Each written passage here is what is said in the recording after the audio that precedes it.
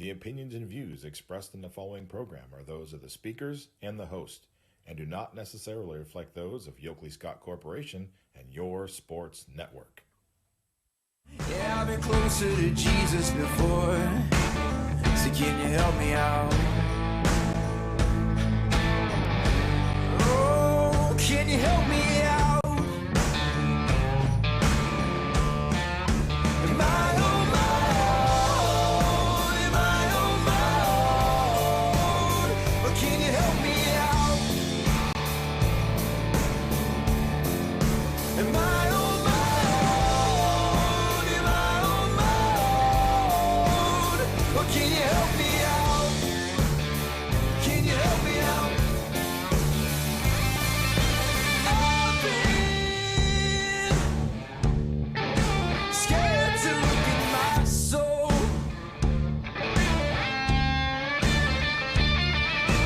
I've been afraid I would follow alone. Yeah, afraid of the things I've been told. Welcome into a Monday edition of Running Points on YSNLive.com. Ron Potesta with you alongside Anthony Hartwig. Hello. How was the weekend? It was good. It was good. It was cold, but we got through it. We had a fun day at South Range with YSN Primetime, and that went off without a hitch, and we were excited. Team. Excited. The wrong team won. Can I say well, that out loud? Yeah, well, I think I said that out loud. He's the voice of the Rebels, so Yeah. it's okay. That's it. Listen, it was a good game. It was a really good game, and like most football games that are two teams that are pretty evenly matched, the Crestview Rebels had opportunities to get into that game, and you got to make plays, and they didn't. If they scored before halftime, that could be a really different game, but they were stopped and they missed a field goal. So Yeah, it was. There were a lot of things that you could make a case for both teams. The South Range did a great job, especially their fake jet sweep.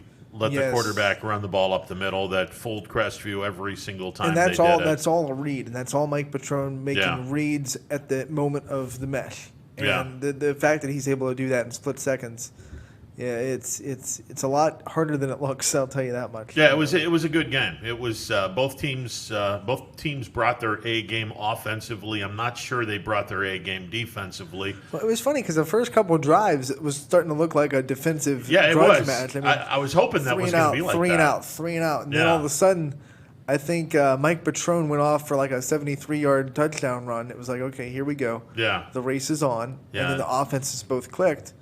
But then South Range on defense made some halftime adjustments. I think they really slowed down William Hardenbrook pretty well in the second half because he was getting loose a lot in the first half. And once they keyed in on him, I don't think anyone else on that offense really could have hurt them. I think Hardenbrook was the one that was really doing the damage in the first half, and the Raiders kind of keyed on him, and Crestview couldn't find a counter adjustment. Yeah, and it was an interesting game nonetheless. And South Range moves on, and now they're going to have to play a damn near perfect game, and that may not even be enough because, good God, this Kirtland team. I get numbers. Well, we'll save you know the what? numbers. All you need from the only number you need is the fact that they're on a 36-game winning streak. Actually, 38. 38-game winning Yeah, streak, they're on a 38-game winning streak. which is ridiculous. But all good streaks Yeah. have to come to an end at some point. Since 2010, 159 wins, 8 losses, a win percentage of .952. Ridiculous numbers that I've dug out, which we'll get to. Congratulations to the Canfield Cardinals. I kind of thought this would happen. I didn't think they would blow Streetsboro out, though. That was kind of fun to see, and it was. We watched that in the studio, and Yeah. the minute that Streetsboro went down, you could tell they'd never been in there, but that situation Yep. before. The body language went away. You saw guys with their hands on their hips. Yep. They were walking around the huddle. And that's when you just knew this game's over. Just because, not because Canfield was blowing them out, but just because Streetsboro didn't even look like they wanted to be there. No, it was. I pretty much knew this game was over when Canfield went up 14-0, and you can tell that a lot of folks were just not expecting that. And this was a Streetsboro team that had mercy ruled everybody. That had not been trailing at any point during the 2020 campaign. and they got punched in the face, and that was it. They didn't want any part of Canfield, so Canfield will move on, and they'll take on number 1 Chardon. And I can tell you this right now. Unlike Streetsboro, if you get Chardon down, they're not going to give up, and they're certainly not going to have bad body language. This is a Chardon team that is battle-tested, battle-tough, and this will be a tough game for Canfield. And, talking about that Streetsboro game, though, it was kind of old-school football because back before everyone was worried about, player safety and everything, which not condoning football that was played back then, but the goal of the game was just to simply break the other team's will and make them hurt so bad that they don't want to get up. I'll condone it. They don't want to get up and fight anymore because they're worn. And that's what Streetsboro looked like when Crestview went up 14-0. Their will to line up every game, every play, and physically push Canfield off the ball was gone. It was just gone. Canfield completely took their fighting spirit and will away from them. I'll condone it. I'll absolutely condone it. Every day of the week and twice on Sunday. That's the way you play football. But back in the day, they would do things outside of the rules to break other people's. I mean, they would. Okay. Truck people. I don't condone that's that. That's what I was saying, not condoning. Because back in the day, you would truck someone, so they, you're gonna throw it over the middle. I'm gonna truck you, so you don't throw it over the middle anymore. And I'm fine with that. I don't want anybody to get hurt, but I'm gonna remind someone if you're gonna go over the middle, and I have an opportunity to take a free shot to put you on the ground. I don't want to hurt you, but I'm going to put you on the ground as hard as I can, and that's going to tell me 2 things about you. Number 1, don't ever come into my neighborhood again. And number 2, if you do come into my neighborhood again, you can expect some more of this. Right. I'm just saying. Ray Lewis was really good at that, wasn't he? Oh, God, I love it. Trucking people and then looking at them and saying, get back up. Get back up, and I'm glad you're okay. Now don't come in my neighborhood anymore. Canfield and Chardon will be a fun game. That'll be a hard-nosed game because Chardon is every bit as physical as Canfield, and that'll be a lot of fun to see. Division 7, Region 25, Friday night. JFK is home. They'll take on Lucas. I'm not convinced Lucas is as good an opponent as Dalton.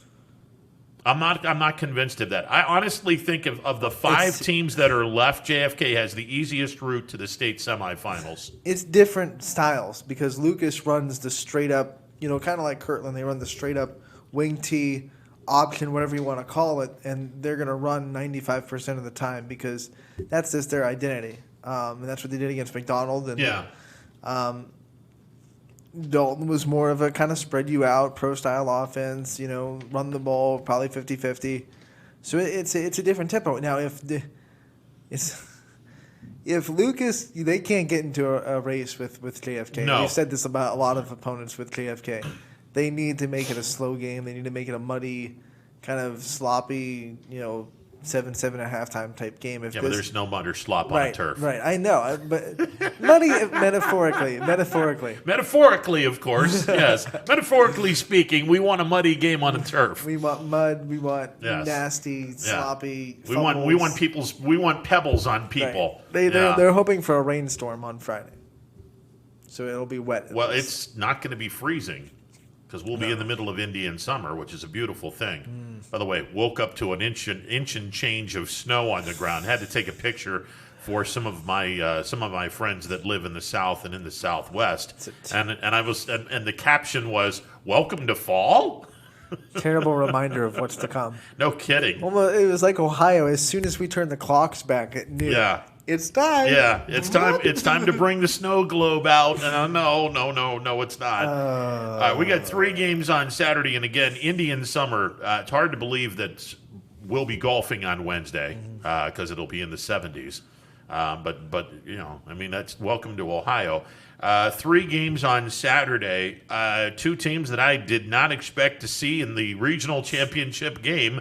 And judging by the seeds, I don't think many coaches saw this happening either. Number 12, Mentor Lake Catholic, will be taking on number 6, Ursuline. And if you're Ursuline, to have the 6th seed and to have a home game as the 6th seed, you got to be loving life right now. Yeah, you just can't get too comfortable. You have to realize that the other team's in the regional finals for a reason, so you have to make sure that you work just as hard as you would have if the other team won, and then you have to take care of business. I mean, if you do that, you're in the state semifinals. If you kind of say, oh, we take a breath because now we're home and we're not playing the top team that came out of the bracket, take that breath, then you might get punched in the face a little bit. So as long as Ursuline doesn't take that breath of fresh air and decide to lay off the gas pedal a little bit because they get their host a game against a 12 seed, I think they'll be fine. They better not, because Mentor Lake Catholic played a couple of teams that Ursuline played and beat them both far worse than Ursuline did. So one would expect you better respect Mentor Lake Catholic.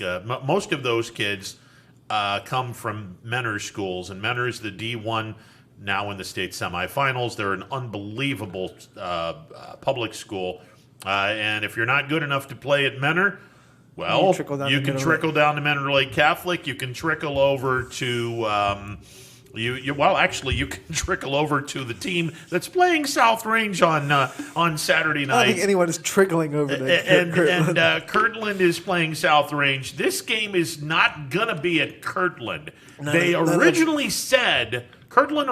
said, yeah, we'll play South Range in our place. And then the athletic director realized, we could probably put a lot more people in the stands if we put this game in Mentor. So they called their buddies up at Mentor down the road, and they got the deal. Yeah, I mean, I don't think Kirtland has hosted any of their playoff games yet, right? They hosted their first round game. Okay, and then they've been playing at...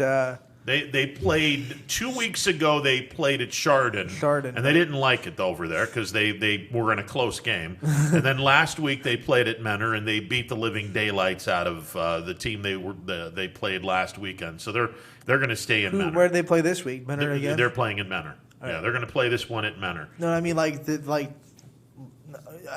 by last weekend, you mean like 2 days ago? Yeah, this past weekend, 2 days ago, they played at Mentor. I was looking at the scores. Halftime, it was 21-6, and I was like, okay, they're not blowing this team out yet. And yeah, then they wound up 48-6. I looked again, and I was like, okay.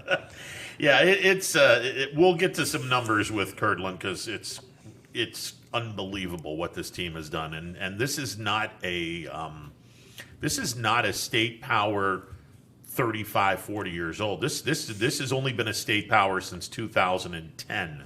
Actually, 2008, they went to the regional finals for the first time in school history, didn't get to the playoffs in 2009, and then 2010.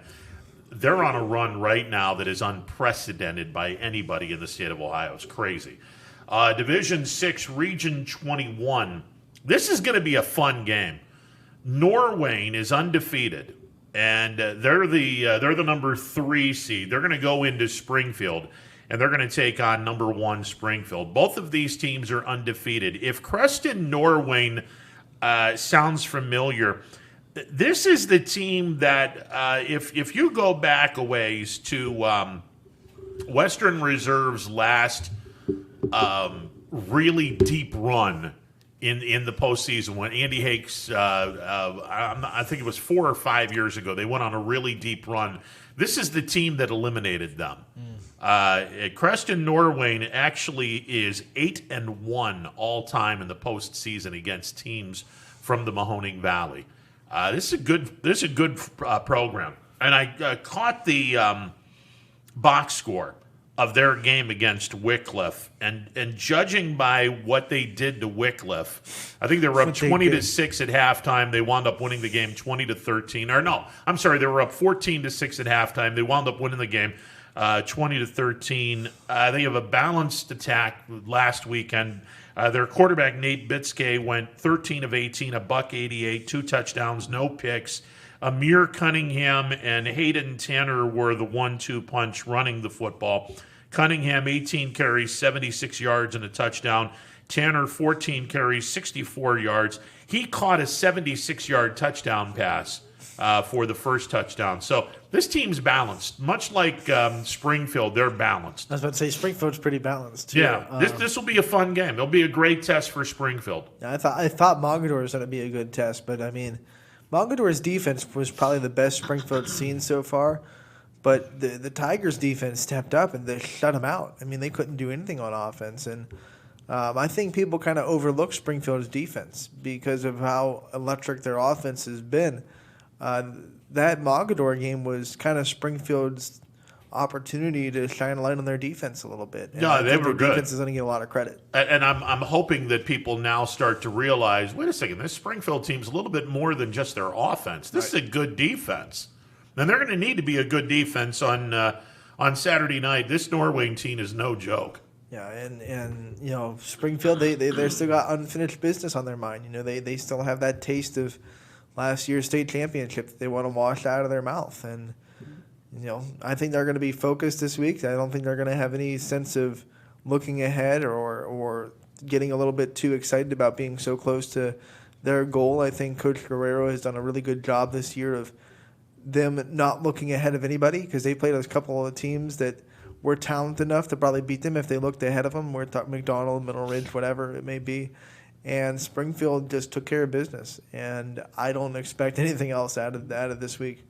Okay, Friday night, we mentioned Canfield is going to be playing Chardon. This is the first time these two teams have matched up in the postseason. Wow. Which that's kind of surprising. Yeah, it is. It's real surprising. These two teams have never matched up They in the ever played playoffs. in the regular season before? I do believe they have played each other in the regular season. I'd have to look. Do some research on that one. You'd have to go way back into the annals of history, but this is the first time that they've played in the postseason.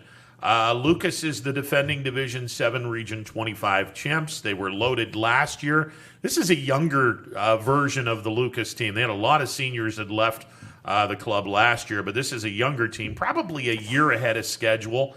The JFK will be playing. Tomorrow night, Ursuline and Mentor Lake Catholic. Ursuline has been in the playoffs 10 of the last 12 appearances. They've made the regional title game, which is pretty amazing. The 7-2 mark in the previous 9 games. So Ursuline's got a pretty good chance of taking care of business. Unfortunately, Lake Catholic has won 10 of their last 11 games against the Mahoning Valley. Wow. So one of these impressive marks is going to fall by the wayside on Saturday night. Who are those teams in the Mahoning Valley? I'm not sure. So, I would have to, again, I'd have to do some research. That might be an asterisk on that number. Yeah. Both teams have played St. Joe's. Ursuline beat them 41-27. Mentor Lake Catholic beat them 28-0. So they won different. That just proves they win in different ways. I mean, Ursuline won by scoring a lot, and Mentor Lake Catholic won with their defense. With their defense. Yeah, so it'll be a fun game.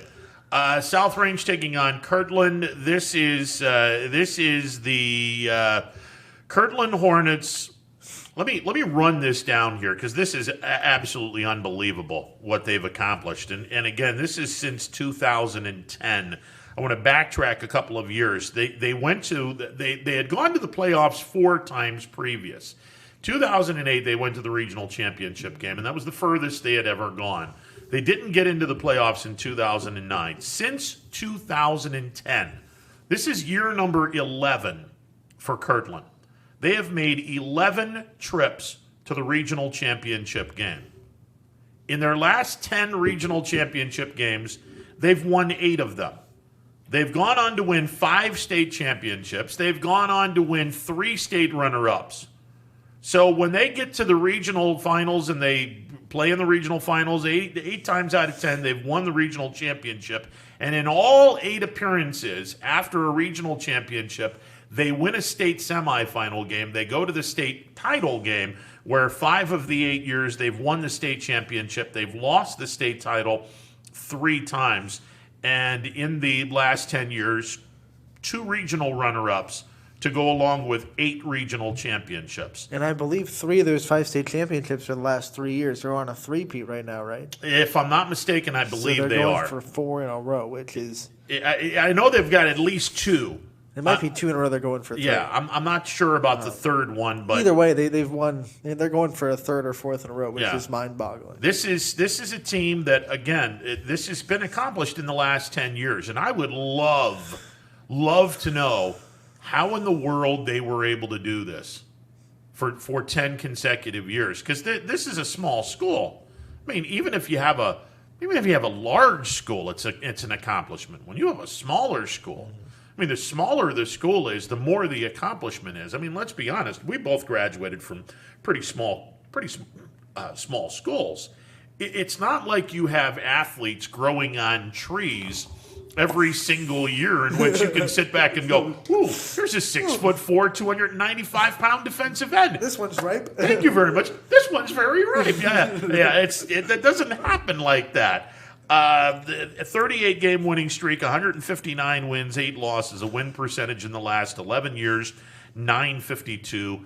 And this is a program that, as I said, has only started this unbelievable run since 2010. It is an unreal run that these kids are on. And it's surprising because both these teams have had a lot of playoff success in their program's history. Yeah. But this is only the 4th time they're going to play each other. South Range won in 07. Yes. Kirtland won in 08. And then Kirtland won last year. Yeah. So they went from 08 to 19 not playing each other in the playoffs at all. Yeah. So 4th meeting, South Range. When did they say that they won? The South Range won in 07. Okay, that was the 1 year previous to 2008 when they didn't get to the regional titles, and I believe that was a regional semifinal game, if I'm not mistaken. And then Kirtland won in 08. Yes. And they didn't play again until last year. Yeah, 08 So, they played in the regional semifinals. Something must have happened in that year that South Range went to the state semis where Kirtland wasn't there to meet them. They were a D6 team. Oh, they went down to D6 that year. Yeah. Well, there They've you been go. flipping back and forth between D5 and D6. Okay. They're one of those teams that is very much every Fluid. 2 years. You don't know if they're going to be a D5 program or if they're going to be a D6 program. Right. And I'd love to have a conversation and say, okay, are you guys open enrollment? If you guys are open enrollment, how do you get this thing done? If you're closed, holy crap! I mean, how do you even accomplish something like this? This is mind-boggling. What you do, I mean, it all starts with the top, and we've talked about successful programs, whether it be Champion Softball, South Range, and Dan Yeagley. We just talked to. He has success in the playoffs, not to that extent, but South Range has been a pretty successful playoff team. Absolutely. You just have kids buy into what you're saying, and then you stick there and you stick with it, and you have consistency. And then eventually kids want to come up and produce like the kids in the past have. Yeah. So now, like the middle schoolers in Kirtland want to work their butts off, so they're not the ones in this streak. You know what I'm saying? So Exactly. that's how you build it. You just start it. You have a great coach at the top, and then you have consistency. And they play one style of football, and right. Oh, geez. good luck trying to stop this one style of football. And if you know what they're going to do, you just can't stop. Exactly. You know what you're going to do. You know what they're going to do. They've always done this, and it's tough. All right, let's get to the phone lines. The MP Vivo Heating and Air Conditioning Hotline open 330-886-0813. Tony, you're on the MP Vivo Heating and Air Conditioning Hotline. What up, brother? Okay, let's get this out of the way first of all. Is Lucas playing in a quagmire this weekend? Man, Lucas isn't going to be playing in the quagmire. They're going to be playing on turf. Giggity, giggity, giggity. All right. Enough. No more quagmires this week. Okay. And as Anthony is tilting his head, going, "Did I really sign up for this?" You teed him up, Tony. What are you doing? I mean, I could have done a Peter Griffin if you wanted to, but Hello, fat man. Yeah. This is the good stuff. This is the icing on the cake. Want some Hey, cool whip? first of all, Kirtland is not an open enrollment school. Okay. Which makes it more impressive. That's even more impressive. Right. Now, there's something interesting here, too, and I look at Campfield as an underdog and South Range as an underdog. I guess we have to assume that. You hope for the best for both of them, but, based on the performances of the team they're playing, that's the case. But what's interesting to me is Campfield is right next to South Range, and Chardon is right next to Kirtland. Yeah, and Chardon is in Geauga County, and Kirtland is in Lake County. So the Geauga and Lake County line is kind of in between the two school districts, but it's interesting. The corridor of Geauga and Lake County might have arguably the two best programs, D3 and down, in the state of Ohio. It's pretty amazing. Go up to Menor too. You pick up Menor. Oh, absolutely, and Menor Lake Catholic. Let's not forget about that school. Yeah. So you want to go down through that. You go through Mentor Lake Catholic, Perry, Chardon, Kirtland, and if you want to extend it a little further down in that Hunting Valley area, you could pick up Kenston from a few years ago. They've got some good football up there. No, they definitely do. There's no two ways about that. It's our brand of football is good. Their brand of football is impressive as well. Well, I'm going to be really optimistic. I see one of these two. I don't know how to read Canfield. The problem is you don't get to go to these games and see these teams in person, whereas every other year you get to do that. There's so much you get to see on the sideline, watching how the kids come off the field, how they interact with, whether they're throwing their helmets against the fence or whether they're pouting. I mean, that's a big part of getting a feel for a team. You don't see any of that now. And I would have liked to see what happened in the Canfield Streetsboro game.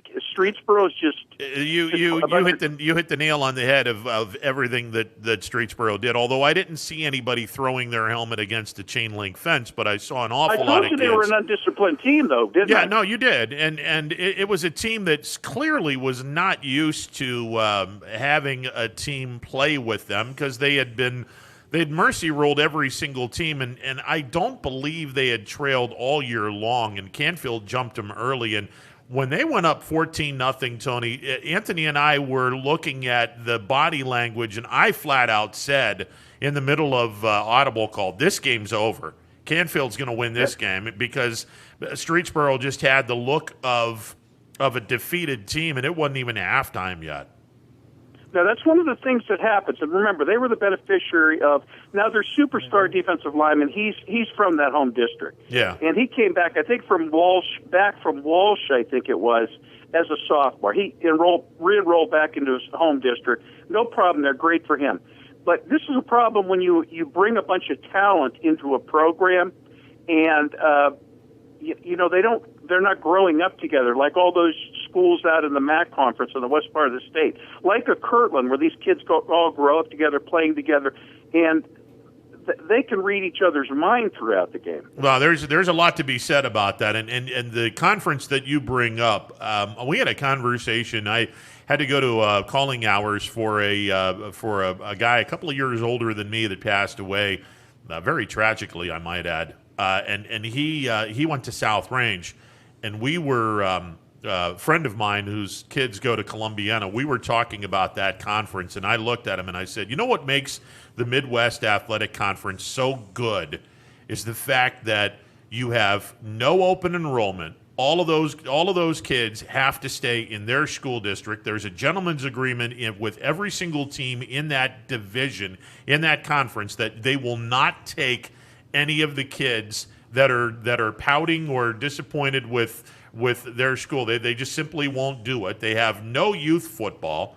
They have their kids starting to play football in 7th grade, so they don't have bad habits early on, and they don't have soccer in high school. All of those programs don't have. None of them have a soccer program. Which is funny because they play soccer up till 7th grade. Yeah, they play soccer to 7th grade. Soccer in high school? I'm almost positive, Tony, that they don't have. Now, there could be a couple of schools that have now started getting into soccer, but historically, the Minsters, the Maria Stein Marion Locals, the Coldwaters, none of those teams have soccer programs, from what I understand. Maybe boys I might be wrong on that. Yeah, interesting. And the other thing about those schools is they use their talents across the board. It was a couple of years ago that Minster won a state championship. Maybe it was the same year they lost to Kennedy in the state championship in football. They won a state championship in baseball. So, I mean, they're using their talent across the board, and they're encouraging their kids to participate across the board. Yeah, like a Springfield seems to do. It's funny. Every single team in that conference has a regional championship caliber team or a state championship caliber team in one or more sports.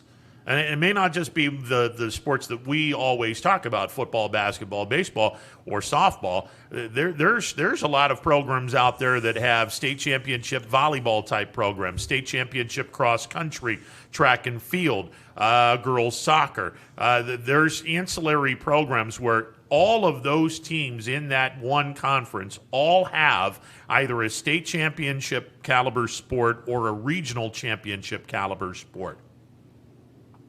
Hey, a couple of other things I've noticed, and I want to throw this out. The North Coast League, which was the league that Hoban, Lake Catholic, Walsh, Benedictine. I can go down through. And Warren JFK played it. There was two tiers in that. Yes. They are playing some really good ball this year, and you've got to ask yourself, have a lot of these guys got knocked out because they just got the hell beat out? None of them played. Benedictine and Walsh played Hoban this year. But, Lake Catholic didn't play Hoban this year. Their kids just didn't get beat up by a program of that size. And maybe it benefited them. Look, all I know is Mentor Lake Catholic is playing some really, really good football right now. And look, at the end of the day, I didn't expect a 12 seed to face a 6 seed in the D4 finals. But here we are, and I think it's going to be a fun game. I think Mentor Lake Catholic and Ursuline match up really well. Now, I'm not gonna beat up Poland. Whatever happened in that game happened in that game, whether they should have been a 2 or not. But I would, like I said, I've talked about Northwest throughout the year, and I like their quarterback. They just didn't have the breadth, and I noticed that in the first or second round of the playoffs. They just don't have the breadth and the depth to go deep. I expected what happened to them happen. If not in that round, they were going to get handed it to them in the championship in the regional final. So I don't know how good Mentor Lake Catholic is based on that game, but it'll be interesting. No question. I expect that to be a really, really good game. I think that we have the capability to have 5 really good games. I just don't know if 5 local teams are going to go to the state semifinals. I want that, but that would be crazy. I think 4 seems like a crazy number, but I think it's really achievable because I think 3 of these you almost have to favor our team. JFK, Springfield, and what would Ursuline. Yeah. Ursuline is crazy, but Ursuline may have be on an express path to. I won't say it. I don't want to jinx them. Don't jinx them. But there's not. That's as good a team as they're going to play. That Poland team. No, I think that if Ursuline can get past Mentor Lake Catholic, let's see what the rest of the field looks like, and we'll go from there. Division III, I've said this: if Canfield can get past Chardon, I think Canfield could go to the state championship game. I'll be curious to see what the other 3 teams that are left. But Division III, Region 9 was loaded. And we made that comment that D3 Region 9 was absolutely loaded this year, and that whoever came out of that region would be battle tested. So we'll see. So my math on this is that I think our 3 favorites could probably do it, and then one of those 2 games, just statistically, I think there's a shot that one of those 2 teams knocks off we'll call them the favorite. So that gives you 4. That would be impressive. It would be cool if we can get 4. Look, 5 is the ultimate goal, but if we can get 4 in, that would be unbelievable as well. I can tell you this: this is the first time, I want to thank Champ for this for these numbers. 5 schools into the regional finals. This ties the most in 1 year.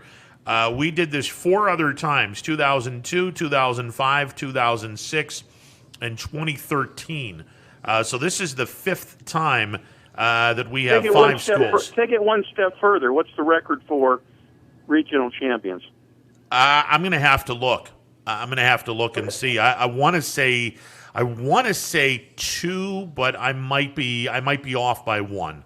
There could have been 3. I'd have to look and see. Well, it'd be interesting. Hey, one comment on Lucas. I think you may have it right on Lucas. I'm not sure that they're the team that Dalton is. Yeah, no. Don't be saying that. That's those Daltonites will come in with pitchforks. Dalton guys, yeah. This isn't the guy from Roadhouse. No. This isn't the. Yeah. What was the movie that Patrick Swayze was in? Was it Roadhouse? Yeah, Roadhouse. Yeah. This isn't the guy that Patrick Swayze played in Roadhouse. It's Dalton. Yeah. But on Dalton, they did play Norway, and then Norway is a pretty impressive team. Yeah. I think Springfield's got the upper hand on it, but Norway is a pretty stout team, and Dalton played them pretty tough. They played them 21-7, but still, it was a pretty competitive game, I heard. Yeah, no, listen, Norwayne, they've got a really nice history all time against our area. They're 8-1 all time, and they're beatable. There's no two ways about it. And I think Springfield has more than enough firepower to get the job done. We'll see what happens on Saturday night. Yeah, pretty impressive. So it'll be interesting. What about your Bills? You happy? 6-2 is good. There's a lot of work that needs to be done. I feel like the team is nowhere near as good as their record would indicate, but I'll take 6-2. They got 2 more games before their bye. If they can split with Seattle and Arizona, I'd be happy. Take a bye, go 7-3 with a bye. I'll be happy with that.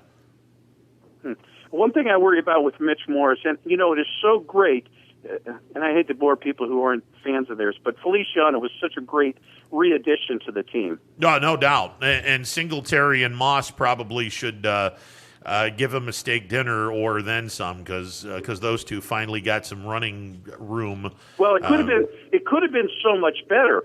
Feliciano had to flip from guard with the position he just came back to over to center because Mitch Morris came up with a concussion. Yeah, and we'll see what happens for this Sunday. Thankfully, Feliciano knows how to play center, so that's always a good thing. Mitch Morris is a scary deal, and my last point today.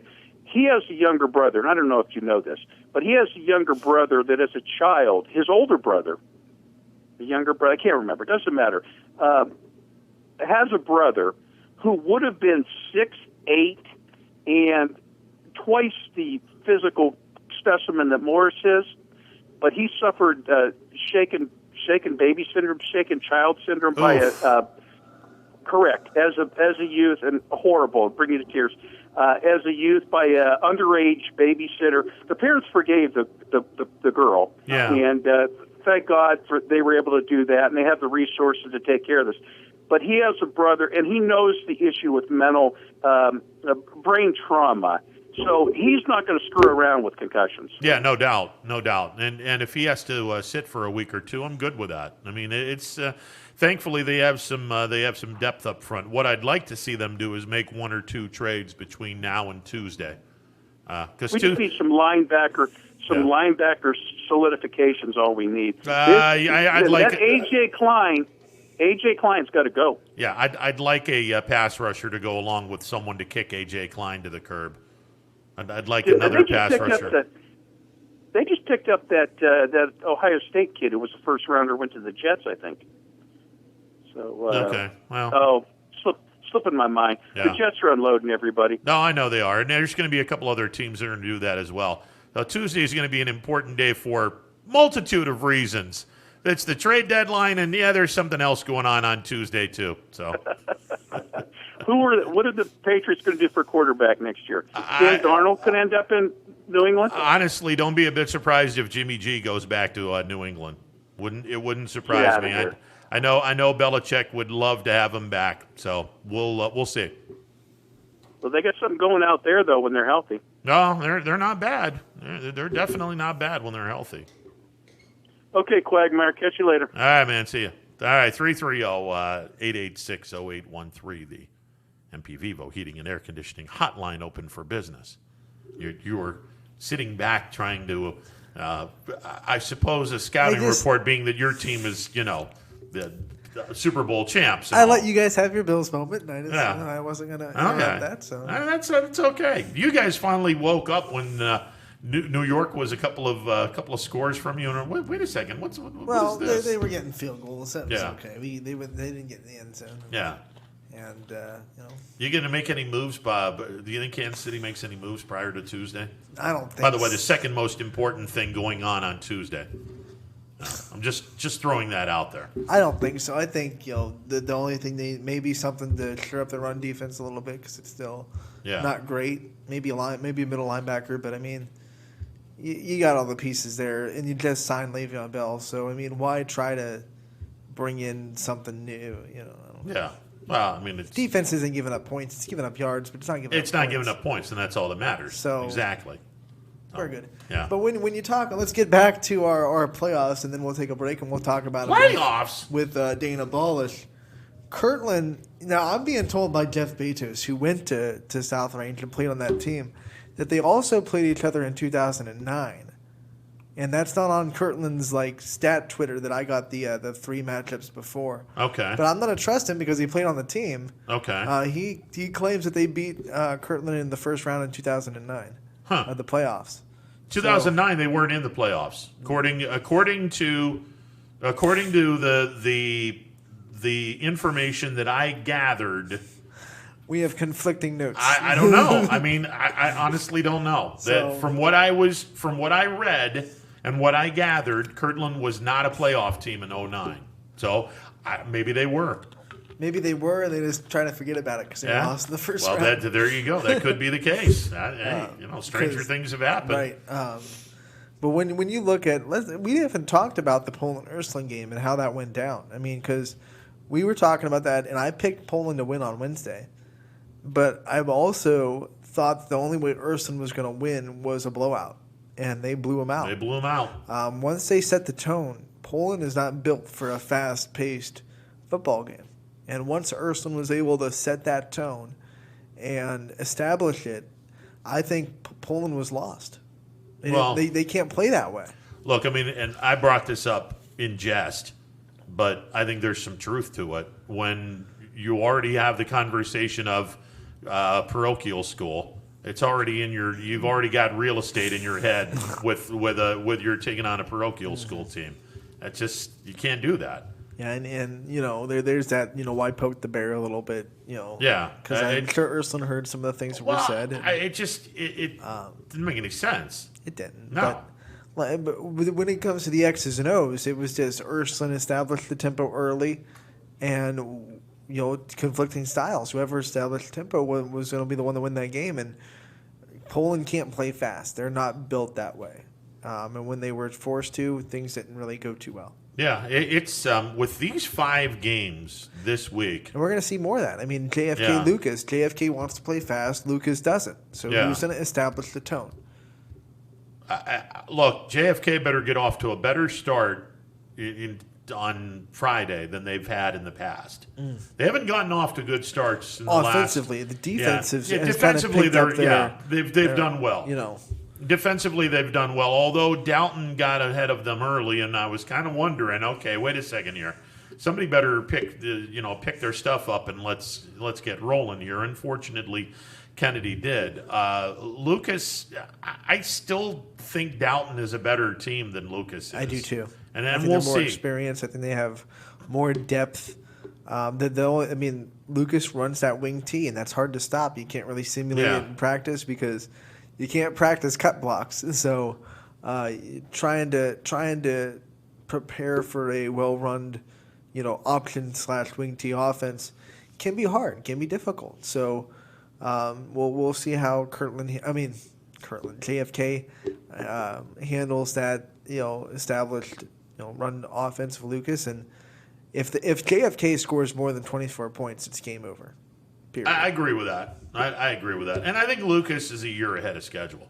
I mean, this is a bunch of juniors and sophomores. Which is crazy to say because they were in the state championship last year. Yeah. Right? So but with a bunch of there was a senior heavy class that got them to the state championship game, and a lot of those kids graduated, and everyone was like, okay, well, Lucas will be good, but they're not going to be really good. They're a year. They're going to be in 2021. They're going to be unbelievable, and here they are in the regional title game. I watched that McDonald game, and just props to Dom Shadle for doing everything he could. I mean, he ran like a monster in that game. His uniform, they were wearing all whites, and you couldn't even tell it was white. It was all black and brown and from the mud, and it was just one of those games where he tried his darndest to put that team on his shoulder. They scored late, couldn't get the onside kick. But man, he ran like a monster, and that's what he's been doing all season. They just couldn't get enough help for him, to pull out that game. But he's phenomenal. Well, here's the other thing: the further down the road you go, the more everyone's going to realize, all right, if you're one dimensional, we're going to take it away from you, and now you got to sit back and beat us, doing something that you're not capable or you haven't been And that's known what- to do that. That's what football is all about. You know, Yeah. you take away. That's what Bill Belichick has made a career off of, taking away what a team does best and make them do what they do second best, third Exactly. best, and make them beat you that way. Some teams have, some teams haven't. But when you look at any football game, JFK's going to have to come out and take away Lucas's run game, period, and then make them try to beat him through the air. Can they? I don't know, but But you take away what the team does best, and then you move on from there. I'm going to put 10 in the box and have a guy about 10 yards back and say, I dare you to beat me long. I dare you to beat me with your arm because you ain't beating me with a run. And then you just got to play disciplined defense because it's going to be option. So you can't follow the ball. You got to just follow who your person is. Assignment football against that option run attack. So. Yep. No, absolutely. Canfield, I like their chances because they're balanced, but again, they're going up against an unbelievably talented team in Chardon. This is going to be a fun game. Again, I love JFK's chances against Lucas. Ursuline and Menor Lake Catholic will be a great game at Stambaugh. South Range has their hands full and then some against Kirtland. It's not impossible, but we've mentioned how good Kirtland is, and they're a very difficult team to beat. But the bright spot is just like Streetsboro, Kirtland hasn't really been tested this year. So if South Range comes out and hits them hard, in the first quarter, how's Kirtland going to respond to that? Yeah. I don't know how many seniors they have on their team based Yeah. on. I don't know how young they are. I think South Range is going to have their opportunities to make a play and be in the thick of that game. They're not going to have a lot of them, and they have to make sure that when they get those opportunities, they take them. I mean, we talked about that Crestview game. They had their opportunities to really get in that game and make it super competitive. And they did for a little bit. In the halftime, they score a touchdown there. They finished that drive. We might be talking about a different game. But South Range stopped them. They didn't make the plays they needed to make, and then in the second half, their offense kind of stalled. So I think when the gap isn't wide enough that South Range is going to go down 21-0 early and not have an opportunity to really be in it, they're going to have opportunities to make plays, to really stay in that game and have opportunities to win. They're not going to have a lot of them. They just have to make sure when they get those opportunities, they capitalize on them. If they win the toss, they better take the football. Oh yeah, you have to establish. You better not sit back and go, well, we're going to defer, because you're going to be down 7-0 immediately, and you'll regret that decision. You take the football, and this is our first and could be only chance to make something happen. So I'm going to just go all out to make sure that we get a lead 7-0 and let's go. As an underdog, you're playing with house money, so Oh, I of course you are. think you have to kind of go into that game and want to establish the tone early. Normally, I'd say defer, but in that kind of instance, when you want to set that tone and you want to be the first team to strike, take the ball, trust your offense, trust Mike Petrone to make the right reads, and try to see if you can put points on the board before Kirtland even gets their hands on the ball. If I'm an underdog in any game, I'm taking the ball first. I just am. I would say if you were a dramatic underdog. Maybe not if you're if I'm an underdog, period, I'm taking the ball first. I don't give a crap about the second half. Give me the ball first. Let me have a first opportunity to punch this clown in the head and go from there. Geez, I keep saying Kirtland when I mean other teams. Crestview, it didn't backfire on them when they didn't hit the ball first. No, because they could have really went 3 and out a couple of times. So you really balance that. Like, can we make a 2-for-2 deal where we score before the end of the half and then we get the ball back? I mean, it's a good conversation to have on which one you want to kind of lean towards. But I think when you're in South Range's shoes and you're a dramatic underdog, I think one of the really big chances you have is taking momentum early. So I would say get the ball first if you win the toss. And even then if you're Kirtland, do you defer if you get the toss, or do you say we're going to take the ball, we're going to make sure that? Oh no, I would defer. Okay, because if you're Kirtland, we wanted to make sure emotion's not even a factor. We're going to take the ball, run it down your throat, and score before you have a chance to even put on your feet. That's an interesting conversation. Yeah, see, I would defer because their defense, other than the 28 points they gave up in a hiccup game in Chardon, is pretty solid. So I'd sit back and go, yeah, you guys can have the ball first, and like you said, go for the 2-for-1, which that's one of my favorite things. when knowing that you have Favorite things in football and favorite things in fast food. 2 for 1. Well, absolutely. Well, 2 for 1 in anything. I mean, come on, let's be serious here. If a 2 for 1 in chocolate cake, thank you very much. Thank you I'll very take much. that. 2 for 1 in Brussels sprouts, probably not. Norway going to be taking on Springfield in D6, and honestly, I hope everyone realizes that. Okay, Springfield is fantastic. They're the defending regional champs. They're the state runner-up. I get it. I understand that. I hope everyone understands just how good this Norway team is. Because if you don't, you're going to find out on Saturday. This is not a gimme in any way, shape, or form. And Springfield's going to have to work their ass off to get this victory. I think the only thing that's going to beat Springfield before maybe the state championship is Springfield. Oh, I mean, okay. I think Springfield can beat themselves, and then we've seen they're young kids. It can definitely happen. Yeah. But man, I keep watching that team, and everyone keeps saying, "Well, this week we'll learn a lot about Springfield." I think we've learned enough about Springfield. No, at this point. they're solid. There's no two ways about that. So but I would say if Springfield goes and executes their game plan, Springfield by 14 plus. Okay. That's my opinion.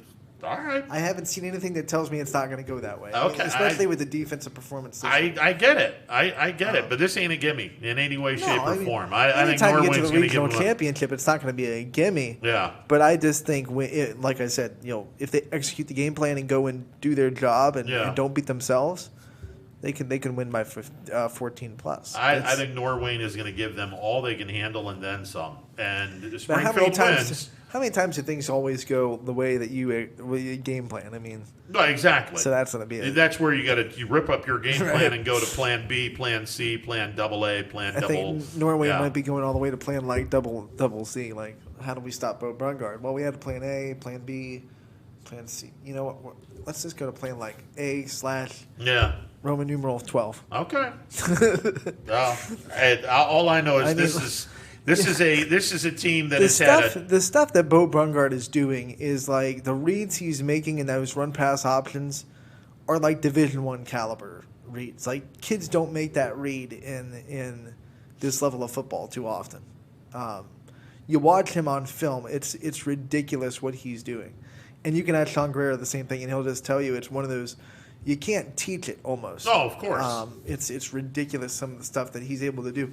The fastest of the game, the reads that he's able to make in the run pass options in a split second. He almost always makes the correct read, and he's got a pretty good arm. So Yeah, he does. He's got a solid arm. No two ways about that. I don't know how Norway's going to stop it if he's on, if they don't beat themselves. Yeah. Well, may not be beating themselves because they're going to be going up against a pretty good defense. That's and they've got history on their side. Again, Norway is 8-1 all time against the area. So Springfield's going to take that and be like.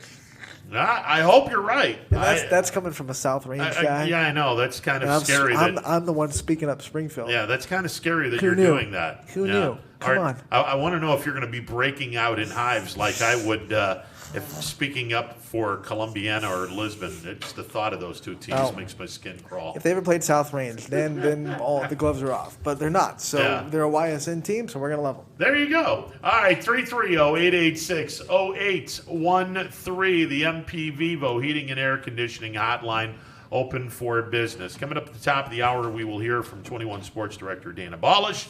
We will get his take on the upcoming weekend of high school football. We have 2 regular season games. I want to say there's a third game because I know Crestview's got to play Brookfield. Yep. West Branch is playing CVCA. Salem's playing United. Does Latonia have another game? Well, they should be playing Columbiana, but unfortunately that's not happening. I think Lisbon has another game. Yeah. That's we'll have that's a sore subject right now. We'll have a solid chunk of regular season games. I hope Friday. so. But this is the last week of that, so yeah, let's live it up. Well, it's supposed to be week number 10. Well, they fixed it. Yeah, and COVID kind of fixed that. Speaking of COVID, we'll when we get Dana on, we'll have news on the OHSAA and their determination of where they want to put all their playoff games in football. And then, actually, before we get Dana on, we must talk about this. We get about 3 minutes before we go to break. We must talk about this. Tuesday, here's your regional pairings in the other sports. Girls soccer, South Range will be playing Burton Berkshire over at Notre Dame Cathedral Latin High School. That's going to be Tuesday night at 7 o'clock. Wednesday, boys soccer Division II regional semifinals, and it's so unfair that these two teams are playing each other right now instead of the regional championship game. Howland is going to play Bay Village, Baywatch, Bayside, by the Bay. Yeah, those two teams are going to play each other at 7 o'clock. And D3 regional semifinals on Wednesday night. Kirtland is at South Range. There's a preview. Well, Kirtland and South Range Part 1. See if Part 2 comes true. Mooney will be playing at Norwayne in boys soccer on Wednesday. Thursday, volleyball D3 regional semifinals. Crestview will play Smithville. The Smitties. Yeah, the Smitties, where everyone has to be named Smith. Right. In order to live in Smithville. Right. If there's any Joneses there, they'll throw your ass out of Smithville. We ain't keeping up with the Jones. You get out. Yeah, you're not keeping up with your Jones stuff. Get out of here. And if it's any other name but Smith, forget about it. Crestview and Smithville will be at Barberton High School. That is the D3 regional semifinals. D4 regional semifinals. Mineral Ridge will be playing in Dalton at Uniontown Lake High School. So, Dalton. Yeah, there you go. So that's those are the games Tuesday, Wednesday, and Thursday. Congratulations to the South Range girls soccer team, the South Range boys soccer team, Howland, Mooney, the boys soccer teams. Congratulations to you. Crestview and D3 volleyball, Mineral Ridge and D4 volleyball. Congratulations to you guys. And as Wellsville, too. Wellsville beat Western Reserve, and they'll be at Uniontown Lake as well. They'll be playing right before Mineral Ridge. So I thought I missed something because Wellsville is in this. They swept Western Reserve in a very impressive. They finished the job this time. Earlier this season, they didn't finish the job down 2-0. They gave up that lead. So Wellsville, Mineral Ridge, both at Uniontown Lake, right after each other. So okay, hopefully we have a YSN regional championship. That would be nice. That would be really fun. Yeah, just kick Dalton out of the tournament, and whoever Wellsville's playing, kick them out too. They say Dalton, I say Dalton. Yeah, tomato, vegetable. Deal with it. So there you go. And again, congratulations to the local teams, and hopefully we get some regional championship games in volleyball as well as boys and girls soccer. Crestview has a really good shot to get in that regional championship too. We might be talking about 3 teams in a regional championship. That would be nice. That would be real nice. All right, 330-886-0813. Dana Balish coming up in a bit. Stick around. It's a Monday edition of Running Point presented by Greenwood Chevrolet on Mahoning Avenue in Austintown. Back in a bit. 21 News. Let's get right to our top story tonight. More experienced reporters. A new Wilmington restaurant. GM Lordstown. Telling more local stories. We'll look at efforts boy to is curb recovering from a broken. Around our valley. community in Niles We are here in Youngstown, right up. Because you expect It's important for everyone. No place like home. more local news. In Mercer County before Court. they become life threatening. 21 News is our valley's #1 local news. Welcome home to a home made homier with Baird Brothers Fine Hardwoods. Inspiration starts at BairdBrothers.com and is turned into reality when high-quality hardwoods are delivered right to your home.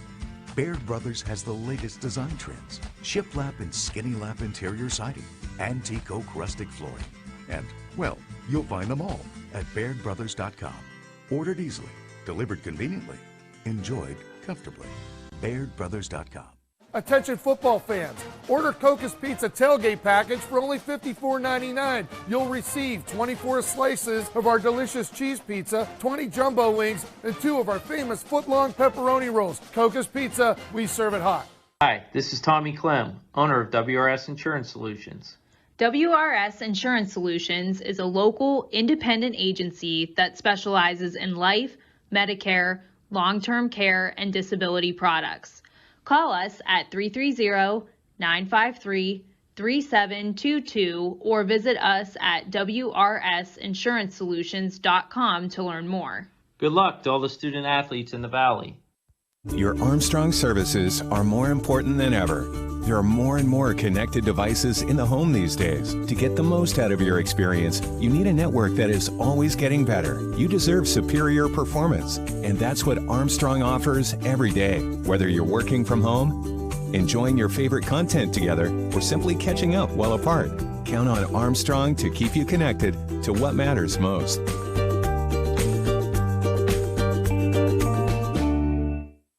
I went to Greenwood Chevrolet because I was really interested in looking at the tracks. Because I wanted my dream truck. Because I've been going there for 20 years. I think whenever we go there, whatever car we're looking for, they have tremendous inventory. If you're looking for people who care about you, Greenwood is the place to go. You know, it's like family there. The girls know me in service. It's Miss Kim in the Tahoe. I'm really happy that I went to Greenwood Chevrolet. Because they really went the extra mile for me. Now we're going the extra mile for you, only at Greenwood Chevrolet. For heating, cooling, and indoor air quality, the Mahoning Valley trusts MP Vivo Heating and Air Conditioning, offering worry-free repair, service, and installation. Call MP Vivo today for a free estimate. MP Vivo Heating and Air Conditioning. We're your energy-efficient experts. Welcome back to a Monday edition of Running Point on ysnlive.com. Steve Ruman from The Vindicator just sent me a note, and he probably knows this better than anyone. 2009, Kirtland finished 7-3. They were not in the playoffs. South Range was 2-8, and they clearly weren't in the playoffs either. So there you go. Maybe they played each other in the regular season. I don't know. Don't know. I know they played each other in 08. Maybe that was 08. Yeah, it was 08. Yeah, because that was first round 08. Because they beat Kirtland in 08. Right. Yeah, but in 09, South Range was 2-8, and Kirtland was 7-3 and not in the let's and we thank Steve Ruman from The Vindicator. It's been a tough division that year. Had to have playoffs been. At 7-3. Yeah, no kidding. Let's go to the phone lines. The MP Vivo Heating and Air Conditioning Hotline, where we bring in 21 Sports Director Dana Balish. Dana, how are you today, sir? Doing well, Ron. Yourself? I'm doing good. How surprised are you that we have 5 teams in the regional championship game, which, by the way, ties a record. This is the 5th time in the last 19 years that we have had 5 schools into the regional championship. Well, I'm not totally surprised if you look at which teams are there and how they kind of got there. I mean, you knew we had a pretty good chance of moving along, at the start of the playoffs, just the way things turned out. But, 5 teams in 7 divisions, that's not too shabby at all. And the 2 big divisions are the ones we're missing. And, we were, close. Harding, ran into a buzzsaw against a very, very good Hudson team. And obviously we have no teams in D1. Yeah, Division I is a week ahead of the 2 through 7, where Division I is in their state semifinals. D2 through 7 in the regional championship game. So a week earlier, D1 will play their state championship game, and then the weekend before Thanksgiving, D2 through D7 will play their state title games. And we understand that the OHSAA has come up with a independent site for all of these games. Yeah, Fortress Obetz, which is in Obetz, Ohio, on the southeast side of Columbus. It's a 8,500-seat facility. It's one-sided.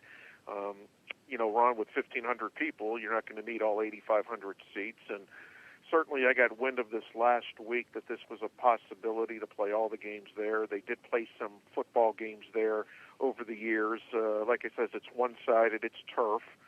They're going to play 2 games on Friday, Saturday, and Sunday. So it's going to be different for the Ohio High School Athletic Association. It's going to be different for the fans. But as many coaches have told me over my career, we don't care if we play in a concrete parking lot as long as we're playing for a title. And this is not a concrete parking lot, but it's not the bells and whistles of Tom Benson Stadium in Canton. Doing some research on Fortress Obetz when I heard that news. This is a multi-sport facility, correct? So it's one of those kind of venues almost, in the same kind of sense of like ESPN's Worldwide Sports, where it's a bunch of different sports facilities in one compact place. Is that what this kind of setup is? Yeah, they play some soccer there. It's on the old Columbus Speedway grounds back in the day for the old timers, so to speak. But this will be suitable. It's a 1-year deal. It will be suitable for what 2020 has been. The state cross country moved there a couple of years ago, and I've heard good things about it. From a cross country standpoint, it's a multi-purpose facility, so to speak. So. If they had an indoor facility that could accommodate volleyball, they would certainly do that. But I think there's the possibility, if Mapfre Stadium would ever, not be conducive to soccer, I think this would be a place for it to go. So, unfortunately, it's a 3-hour drive for us when Canton was an hour, but certainly, the state has it in one site, so. As we discussed earlier, when it comes to television for Spectrum, now it's back to one site, so that will definitely help some expenses there. Dana, how surprised are you that we'll be playing high school football on a Sunday? That just doesn't sound right. I would think that they would have wanted to do 3 on Friday, 3 on Saturday, and let's go. Well, I think, Ron, part of it, too, is when you talk about 3 games in one facility, you're talking about playing games at 10 in the morning, And teams aren't conducive to that, especially at the varsity level. In 1990, Warren Harding played on a Sunday afternoon at the Rubber Bowl and won a state championship. So I don't think there's – I think Sunday is, a day that in Canton, I don't think they want Sunday to be played there because I don't want something I heard last year, Ron, with the Hall of Fame there. The Sundays are usually big days for the Hall of Fame, and the Hall of Fame didn't want – championship games to interfere with people visiting the Hall of Fame. So I think that's one of the reasons why now you can move games like the 1 and 5 or noon or something. But 10 o'clock is really, really early for a game to be played, with so much on the line. So I would not be surprised if, you would kind of see this down the road even further of playing games. Now, if you go back to Tom Benson Stadium, and again, the Hall of Fame doesn't want games on Sunday, you'll probably revert back to, the 3 games on Friday and Saturday. And now that we have, volleyball and soccer both in the regionals, when I was looking at the volleyball brackets, I was kind of surprised that they have stuck with the regional locations. So, Division 3 up here will be at Barberton, and Division 4 teams are going to Uniontown Lake, and they're going to have 4 teams in one spot for one night. And I'm just wondering what they thought was okay about this now, but they couldn't do it in a district setting where they had, districts in one spot. Do you think there's just more pressure to have a neutral site when you get this deep into the tournament? Well, I think part of what the Ohio High School Athletic Association is faced with in all sports is it's just tough getting sites. And, volleyball has been known to be at Uniontown Lake. It's been known to be at Stowe. It's been known to be at Barberton. So I think once they were able to kind of say to those schools, okay, do you want to do this? And they said yes, they were going to make sure that they did that. I think some of the rules will change where certainly after the first 2 teams are done, they're probably going to clear the gym to make sure the other people, there will probably be some sanitation done, in the bleachers and all that stuff. So these schools that are having 4 teams, certainly that is, they're used to it, but under these certain situations, I'm sure there'll be some changes. Dana, as we look at the 5 teams that are left in high school football, we have Canfield in D2. In D3. We have Ursuline in D4, South Range in D5, Springfield in D6, JFK in D7. How many teams do you expect to get out of the regionals and into the state semifinals next weekend? Well, I'm going to handicap it this way, Ron. I think Springfield probably right now on paper has the best chance. I think they're going up against a Norwayne team that is probably not as good as some of the teams that Springfield has already faced. I think Mogadore probably can beat Norwayne, and Springfield kind of handled more Mogadore the way I thought they would. So I think Springfield. I think Warren JFK going against Lucas. I think this is a good matchup. I think talent against talent, so I like JFK's chances. After that, you've got who am I missing? Ursuline, I think, going up against a 12 seed at Mentor Lake Catholic. Mentor Lake Catholic seems to be the Cinderella team. I mean, Ursuline surprisingly has a home game. So I think they have a good opportunity as well. Now we kind of get into the situation where these teams, I think, will, they have a shot, but I don't think it's going to be easy as the previous three teams. Canfield going to Chardon. Chardon's a very good football team. Maybe not the size of a Chardon team that this area is used to seeing. And then, South Range going to play Kirtland.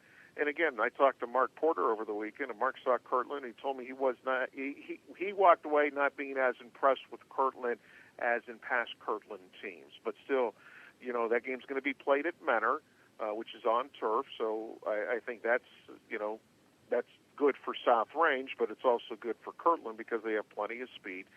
So, I think, Ron, I feel comfortable with three teams possibly moving on, but certainly all five have a shot. Oh, no question. Do we have of the teams? Do we have anyone that is going to hoist a trophy at the end of the year? I mean, we talked about this before the season started. Do we have a team that could win a state championship? And it's as we get further and further into this, it's so hard to bring home the hardware statewide. Do we have a team left that you feel comfortable in their chances of winning a state championship? Well, again, I think if Canfield could get by Chardon, I think they have a great shot of going to the title game. I think this Division III Region 9 is probably the toughest region in the state. And when you go through and play tough opponents through the playoffs, and then you get to the state semifinals where you're not that common. But I think the schedule that Canfield has really played has really helped them, where I think they possibly could. I think Springfield again. I think Springfield is one of those teams that. And I don't know who they would be matched up. We're going to learn the state semifinal pairings later this week, but. I think all five really have a shot. It just depends how good you're playing. And right now, I think Canfield is probably playing the best of anybody out of the five teams remaining. I mean, JFK has struggled a little bit. Ursuline had a little down, in the first playoff game against St. Joe. South Range. Again, I think the bye weeks kind of hurt some of these teams until they got back into their rhythm. But I think Canfield's playing the best right now. And Mike Pavlansky told me yesterday, he goes, look, we're going to have to be at our best, to beat this team, especially at their place. And, Ron, Chardon in their last 50 games at home are 44-6. Yeah, when you look at two teams are home, so Ursuline gets to host, JFK gets to host, and Springfield gets to host, and then the other teams are on the road. What do you expect the teams that are at home to have a little bit of easier time because they don't have to do the travel, they don't have to be in a unfamiliar space, they get to kind of be at home? And do you think they'll have an easier time than the teams that are going on the road? Obviously, the opponents on the road are going to be a little bit tougher, but do you think there's going to be an advantage to being kind of hosting?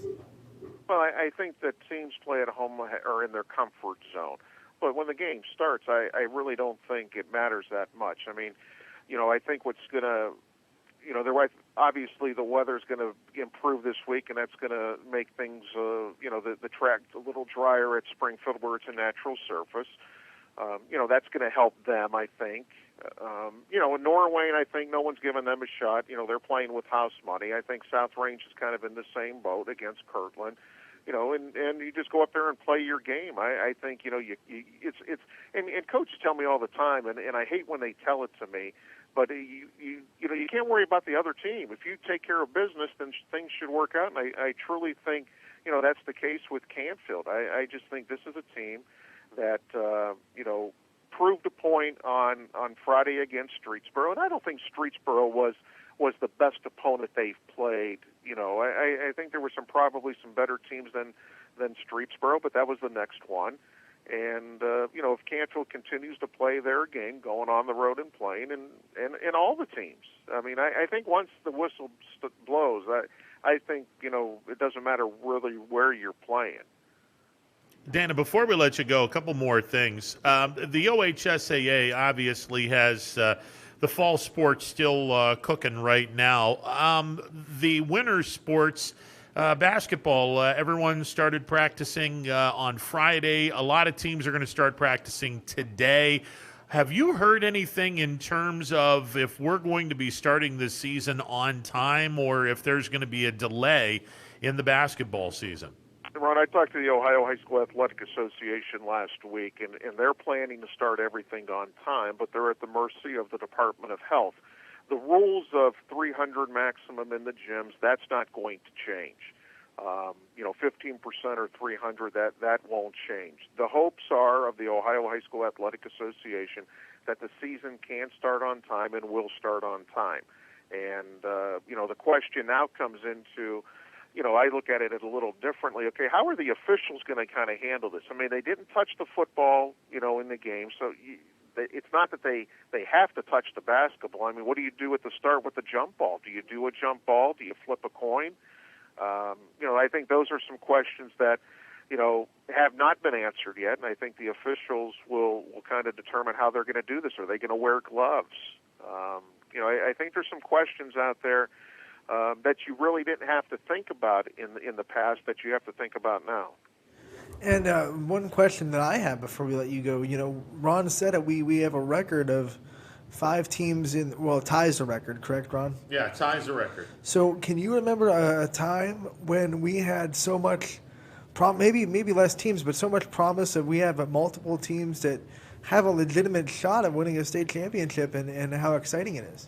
Well, I don't know offhand when we had 5 teams in the regional finals. 2013 was the last year, Dana. Okay, 2013. And how many won it that year? I gotta look to see.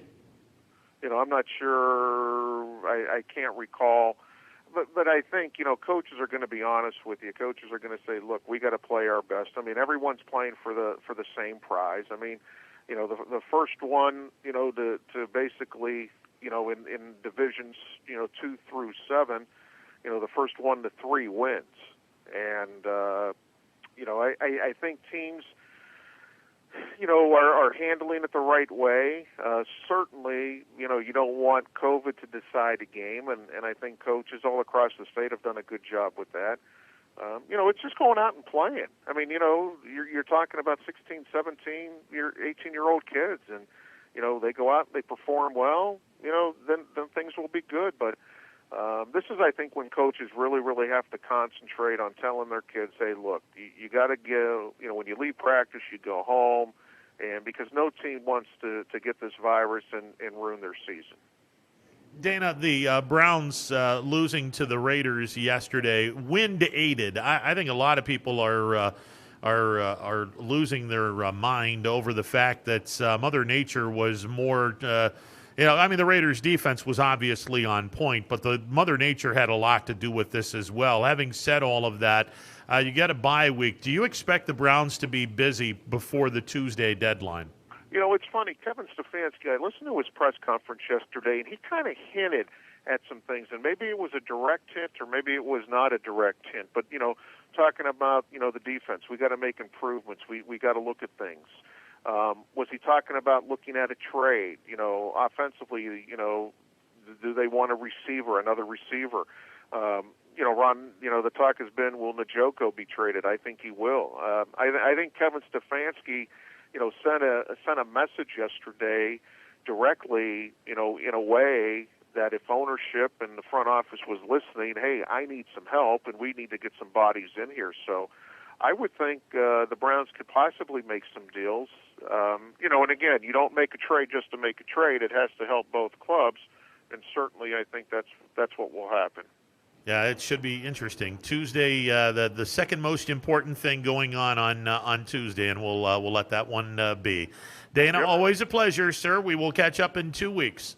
Thanks, Ron. You got it. Dana Balish, TV21 sports director. He won't be able to come on next week, but we'll get him on in 2 weeks from today. So there you go. And I had to ask that because the question about the 5 teams, and because I can't remember a time in this area where we had so much kind of anticipation heading into a regional championship, where we had multiple teams, not just in it, but multiple teams with you felt really comfortable that they could get into a state tournament. I mean, this is just exciting times for our area and exciting times for YSN. I mean, we've been here for 3 years, and we've had 3 teams in the state tournament, and we have a really good shot at making that 4 in a row.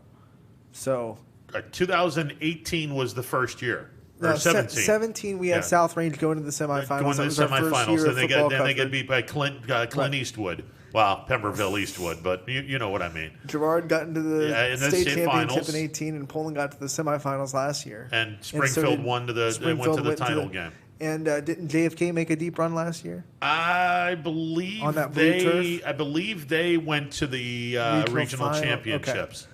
So they got close. I mean, we had 3 teams last year in the regional championship. Now we have 5. Yes. It's exciting times. Yeah, it is.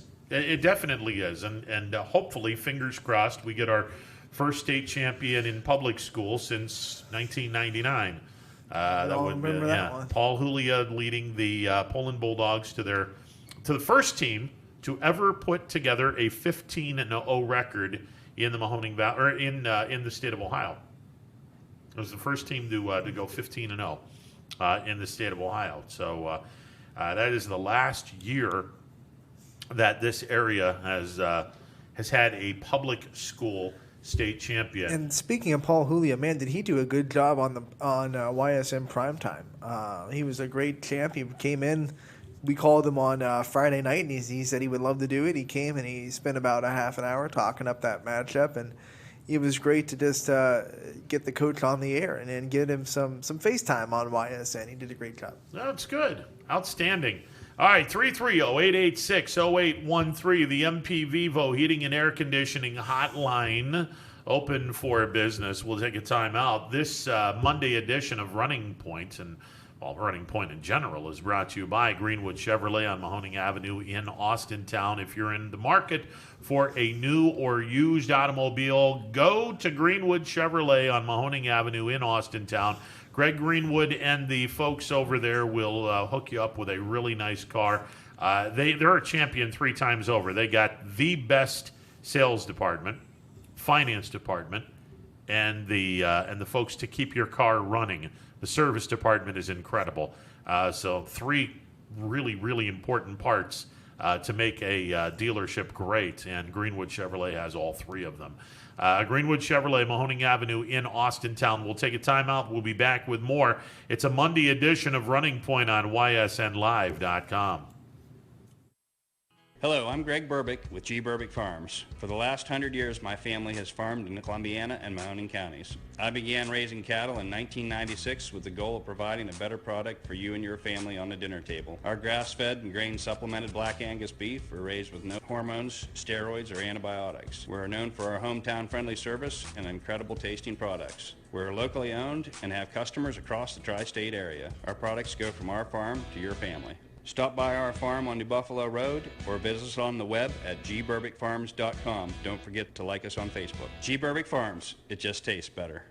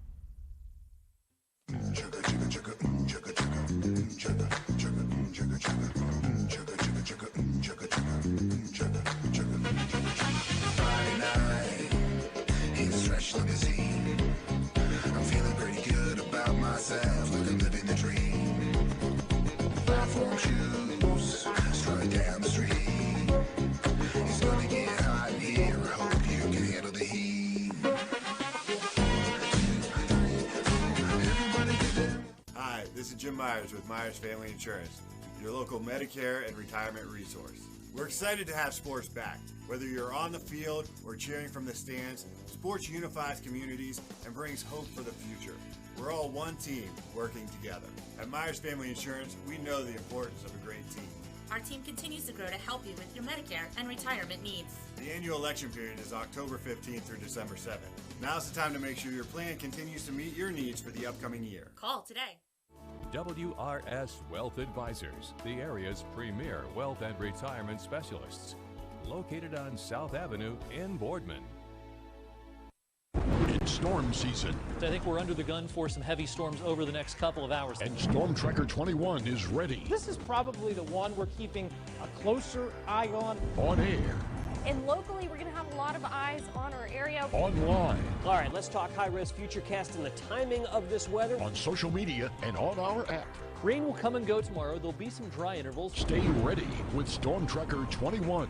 The severe weather threat now through around sunset this evening. Hi, I'm Colin Chupa. And I'm Kelsey Clem from K-Squared Marketing. Our boutique marketing firm specializes in media planning and buying, public relations, event marketing strategies, and strategic sponsorships. We can integrate our services with your existing game plan, or we can be your entire marketing team. Your goals, our game plan. Let's win together. Call K-Squared Marketing at 330-623-2730 or visit ksquared.marketing to learn more. Hi everyone, this is DJ Yoakley with Your Sports Network. We appreciate your support of YSN and welcome you to the YSN family. Our broadcast streams are brought to you live at no cost to you by sponsors that are local to this community. Without the vision and generosity of our sponsors and partners, we would not be able to bring this game to you today. So please support the great businesses and leaders that are making this game possible. And if you're a business in need of great advertising and sponsorship opportunities, feel free to head over to our site for more information on the right fit for you. We are local, we are loyal, and we are live. We are YSN. Ah, the details. Baird Brothers Fine Hardwoods is one fine ride. Perfect cornering, superb handling, sporty and stylish, power to spare, plus awesome mileage. Yeah, jaw-droppingly beautiful lines and well appointed with luxurious trim. Put more oomph in your life and start beholding the molding. Find your home's fine hardwood at BairdBrothers.com. No matter what the weather, be prepared with a reliable, efficient Rude gas furnace or air conditioner from MP Vivo Heating and Air Conditioning. Call your energy-efficient expert, MP Vivo, today for a free estimate. Here at MP Vivo, we rely on Rude, and so should you. Welcome back to a Monday edition of Running Point on YSNLive.com. Ron Potesta with you alongside Anthony Hartwig. The MP Vivo Heating and Air Conditioning hotline open for business, 330-886-0813. Okay. Apparently, we did a little bit of research on all of this stuff. This is the fifth time that we have 5 teams from the Mahoning Valley in the regional championship game. In the previous 4 seasons, with 5 teams in the regional championship, only one team has won a state title, and that would be Cardinal Mooney back in 2006. 2005, Mooney and Canfield both went to the state championship game, and they were both beaten. 2013, Mooney lost in the state championship game. 2002, Harding lost in the state championship game. 2006, Warren JFK lost in the state championship game. So, what is the moral of the story? What went down in 2013? Because that was the last time. 2013, Mooney lost in the state final. There was only one team left, and that team lost in the state final. So that was the only team that even won the regional championship? I'm going to say that I don't know if that's the case or not, but only one team went to the state championship game. So we've only had one state champion in those previous 4 years with 5 teams in the regional finals, and that was Cardinal Mooney in 2006. So what do we have? 2 parochial schools and 3 public schools in the regional championship games, and we'll go from there. This will be interesting. All right. I feel like this is the first time where those, like, you look at those 5 schools and you think each one of them has a legitimate shot if they get past the team in their region to go win a state championship, because our regions this year are so dominant in the area. I mean, Dana said it. Region 9 might be the best region in the state. Period. So Canfield gets past Chardon, doors fly open for a state championship. Same with South Range. They get past Kirtland, all of a sudden those state championship doors go because Kirtland's the best team in the state. Yeah, they are. So if they get past them, it's like kick the doors down. Let's go. Here's the teams that are left, and we'll go D3 first. Region 10, which I'm almost positive that we'll wind up playing Region 10 if Canfield beats Chardon, based on who's left. Tiffin Columbian is the 1 seed. Parma Heights Holy Name is the 6 seed. They trashed. Well, they didn't trash. They beat Ashland last week in Ashland 17-14. So it'll be the 1 against the 6 in Parma Holy Name. Let's see. Region 11 has Columbus DeSales, the top seed, and they're going to be taking on Bishop Hartley. So a all-parochial Region 11 championship. And then Region 12 is Hamilton Ross, the 5 seed, who upset Bellbrook this past weekend in Bellbrook, 41-19. Wow. Hamilton Ross will be playing Kettering Archbishop Alter, who beat Hamilton Baden pretty good. So we have 1 public school against 1 parochial school in D3 Region 12. We got an all-parochial school in Region 11, public versus private in Region 10, and 2 public schools in Region 9. We made mention the Ursuline. Ursuline's going to be playing Mentor Lake Catholic, couple of parochial schools. Van Wert is the 5 seed. They upset Bellevue 41-22. Wow. Van Wert knocked off Bellevue. They'll be taking on Shelby, the 2 seed. Shelby knocked off Clyde, one of my favorite schools. Where do you go to school? Clyde. We rob banks. Okay, yeah, Clyde. We rob banks. Yeah, the Clyde Bonnies. Yeah, maybe well, I don't know. We rob banks for a living. Let's see. We mentioned Van Wert and Clyde in Region 14. Region 15 is St. Clairsville. Stop if you've heard this. They're pretty good. St. Clairsville knocked off Meadowbrook 42-28 in a 1-4 matchup. They will be playing Carol Bloom Carroll, who upsets Newark Licking Valley 13-6. That's a team that Poland lost to last year. Yes. Carol Bloom Carroll. No, they lost to Licking Valley. No, they lost to Licking Valley. Right. Okay. Region 16, you've got the number 1 seed, Clinton Massey, out of Clarksville. They took the last train past Waverly, 31-28. You're too young to remember that reference. Cincinnati, Wyoming is their next opponent. Cincinnati, Wyoming in double overtime knocked off Germantown Valley View, 34-28. Wow. So Germantown. Yeah. So you got Clinton Massey against Cincinnati, Wyoming, and I'm not sure what's going to happen there. Division 5, we made mention Kirtland and South Range are playing each other. Here's the team that South Range got beat by, Pemberville Eastwood. They're back.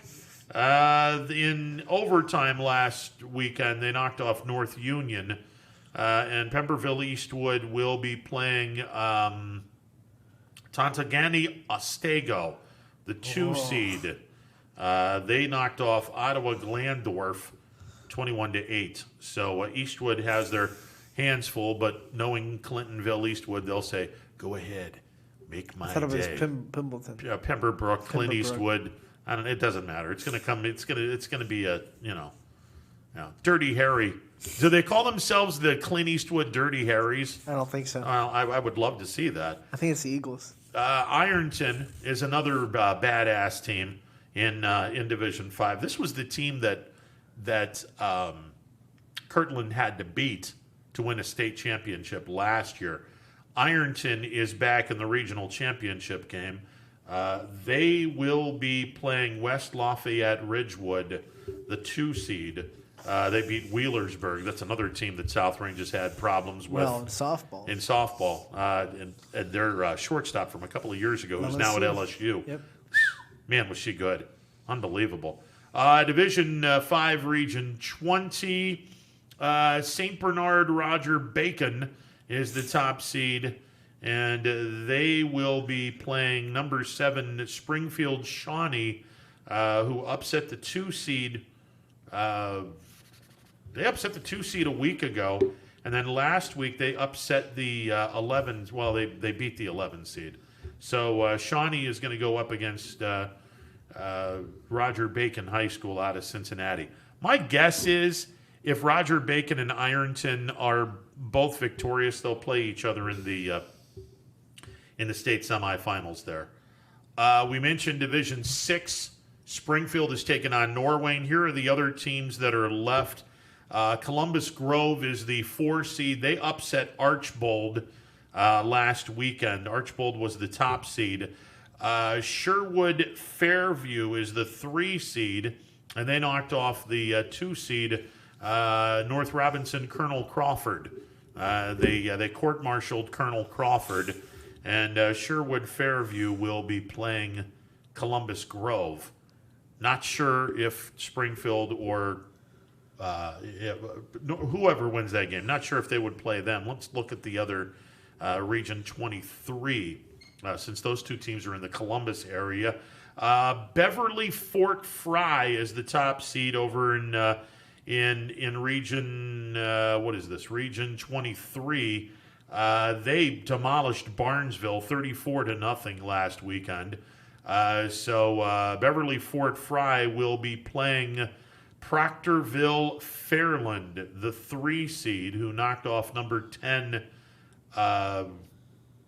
Colegrove Dawson Bryant.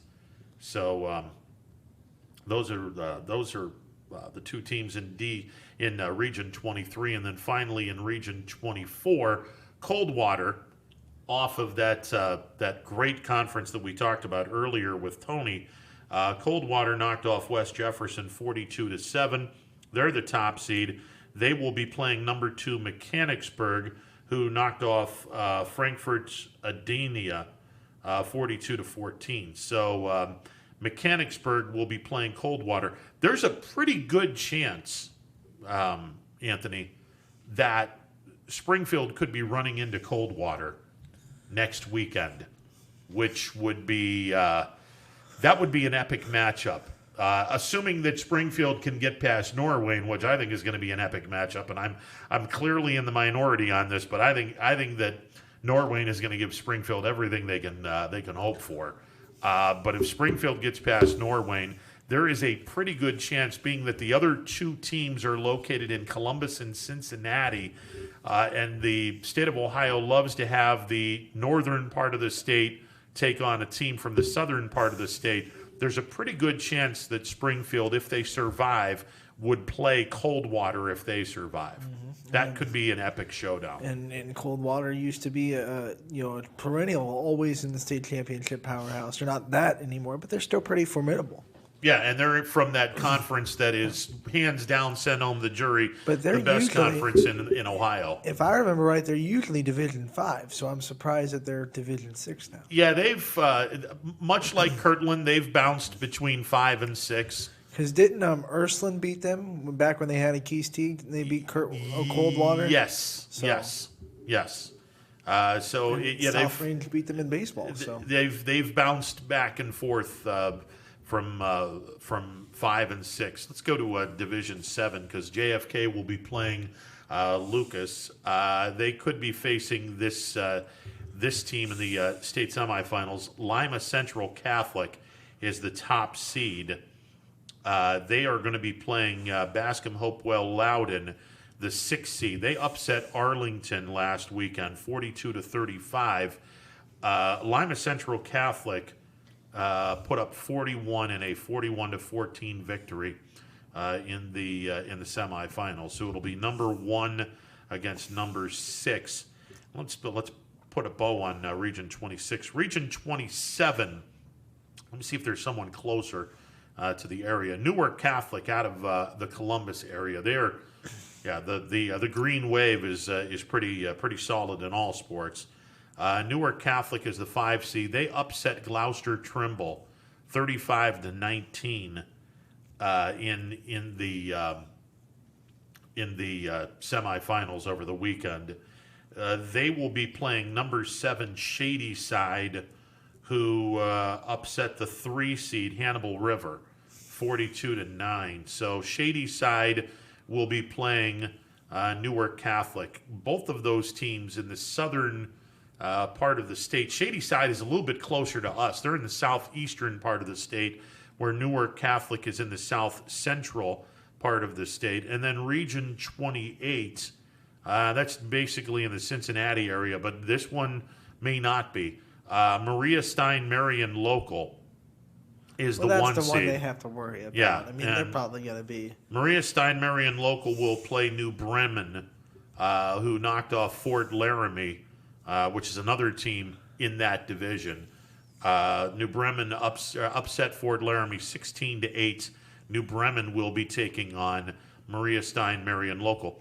There is a very good chance Maria Stein Marion Local would play Lima Catholic, because those two teams are separated by about 50 miles, if that, where then JFK would play the winner out of Region 27, which is Newark Catholic or Shadyside.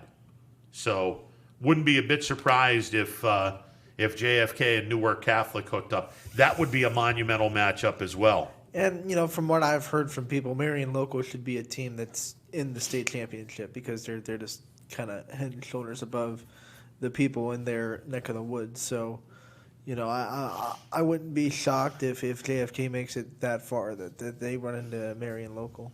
Yeah, it's, again, you gotta be able to get through your regional championship games first, but those are some of the teams that everyone's going to be looking at and seeing. Okay, we may run into a pretty interesting semifinal. So, okay, let me do the rankings game. Oh no, because I love doing this.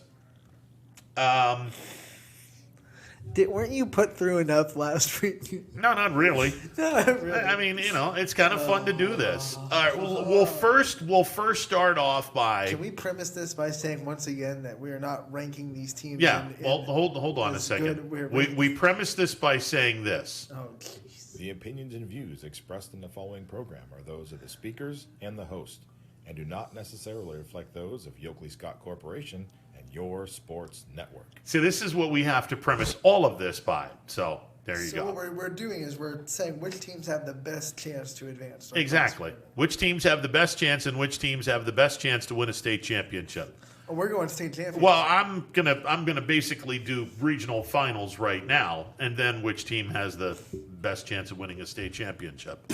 So regional finals. Here we go. We've got 5 games, and it's amazing to me that divisions 3 through 7, we have one team in each regional championship game. It's a fantastic feeling that we do have what I consider to be our 5 best teams in the YSN family in the regional championship games. So, Mr. Anthony, we are to rank from number 1 being the best chance to get to the state semifinals to number 5 being the worst chance. Now, let's preface by saying the worst chance does not mean that we don't think they're going to lose. It just means that we believe they have the worst chance at winning. They have the toughest matchup. They have the toughest matchup. There we go. That's a better way of putting it. It's a much better way of putting it. We want all of our YSN teams to win, and we're going to pick them all to win. It's just some teams are playing good teams, some teams are hosting, whatever it may be. So let's just start with 1. Okay, who's number 1? Springfield. It's Springfield. It's got to be Springfield. I think they're head and shoulders above everyone in the region. I think, like I said, if they take care of their own stuff, they'll win by 14 plus. It's Springfield. You're going to be surprised by this. I'm not picking Springfield. Well, then you got to be going with either Ursuline or JFK. I'm picking Warren JFK. I don't think Lucas is anywhere. Well, let me put this back. I don't think Lucas would beat Dalton, and Dalton lost to Warren JFK. I think that JFK has the easiest path to the state semifinals. And not to say that this is going to be a blowout by any stretch of the imagination. I don't think it will be. I think all 5 of these games are going to be competitive games, and games that we lose, I hope that they will be competitive. But this one, I think JFK wins. I think they'll beat Lucas, and I think they have, without question, the best opportunity to go to the state semifinals. Where do they go from there? I don't like the other teams that are in the state semifinals or could be in the state semifinals.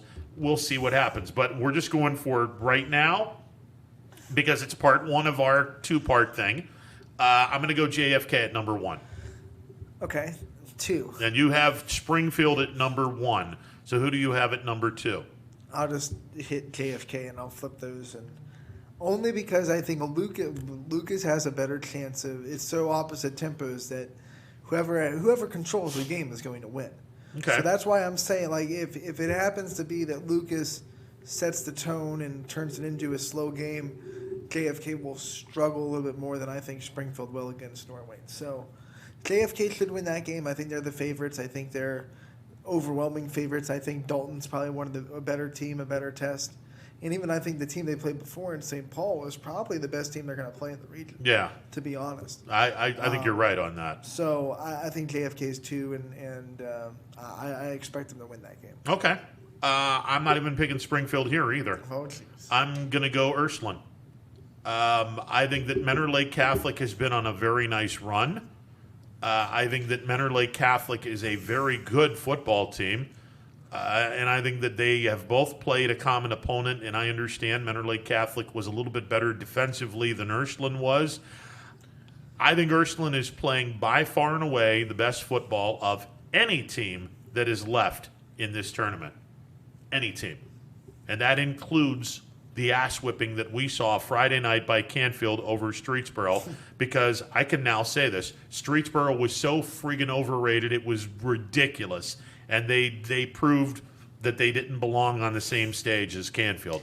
I think Ursuline's playing better football than anybody in this area right now, and I think Ursuline will get the job done against Mentor Lake Catholic. So I will put them at number 2. Ready for my number 3? Because it's a You shocker. got number 3. Let me hear Shocker. it. All right. South Range. Get out of here. South Range. Okay. Here's what I think. I think they're going to get overlooked a little bit. I don't think Kirtland is as impressive as they've been. You know, they're still Kirtland, but, you know, Dana said it too. I don't think they're – you look at them on tape, they're just not – they're not what they used to be.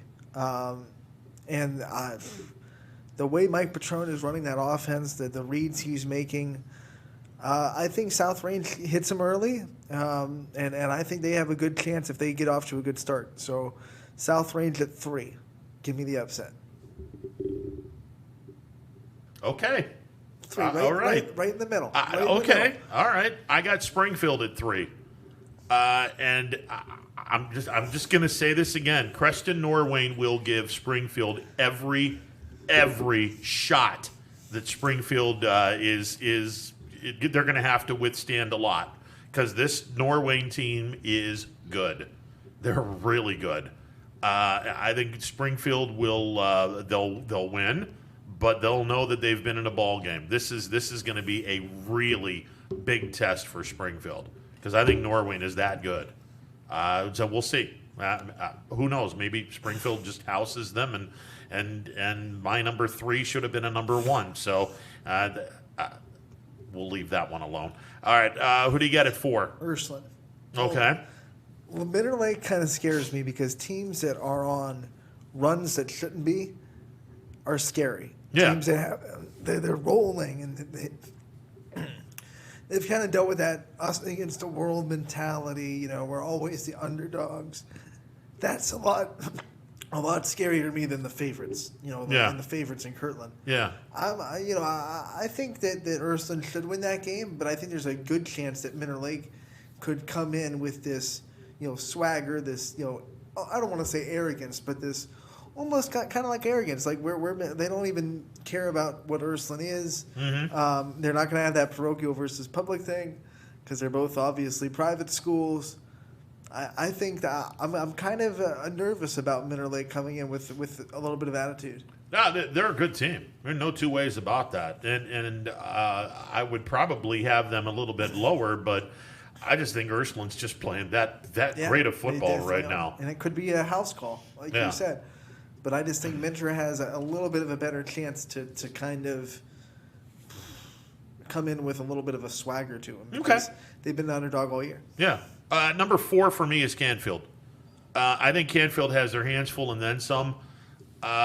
It's not an impossibility to beat Chardon, but Chardon is one of those teams that you're going to have to play damn near perfect to beat Chardon, and damn near perfect may not even beat Chardon. It's you better. If you can get some turnovers, that would be phenomenal. You better not have any penalties.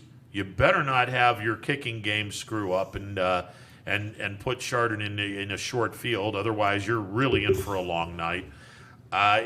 All 3 phases of that game is going to have to be on point for Canfield to have any hope at beating Chardon. That is a damn good football team. Up in Geauga County, it is, and that area, and I'll say it, that area has better football than we do, and that's saying something because we got some really good football here. That area's got better football than we do, and that's that pains me to say that, but it's you look at the teams that they have up there, that's crazy. I think Canfield has their hands full. It's not impossible. But I think Canfield is going to have to play a really clean game, and hope and pray Chardon is off kilter on Friday night. I'll put Canfield as 5 because it's the last one left. But, when I look at Chardon, I think I know we all know who you're putting at 5 now because But Kirtland is a lot less battle tested than Chardon is. Chardon has been there, done that. They've been down. They've come back from a couple of deficits. They've been in close games. They've been really tested.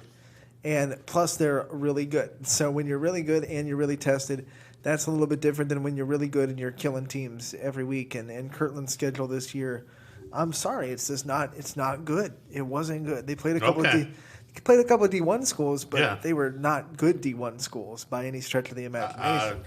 Their records were 2-10 combined. I get that. By the way. Yeah. So I just think that Chardon's really battle tested. They're going to give Canfield a heck of a game, and it's going to be physical. Physical games are always tough, and I wouldn't be surprised if it's 20-13 or something like that. Oh, this will be a low-scoring game. 16-13, 16-14. Don't get in a track meet with Chardon. No, I think it's going to be really close, really physical, and either way it comes out, I don't expect either team to blow out the other. Yeah.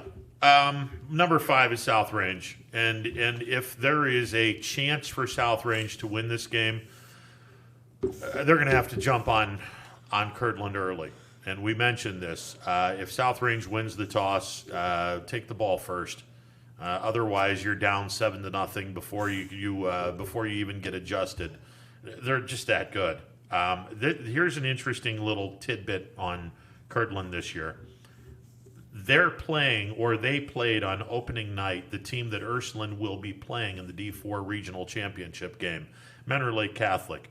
They beat them 31-15. They beat 2 Division I schools. Not just beat them, embarrassed them both. And granted, yes, Shaker Heights and Solon combined are 3-10. You went up 4 divisions to play a D1 school. It's not like you're a D3 or a D4 school taking on D1. D5 teams don't normally take on D1 schools.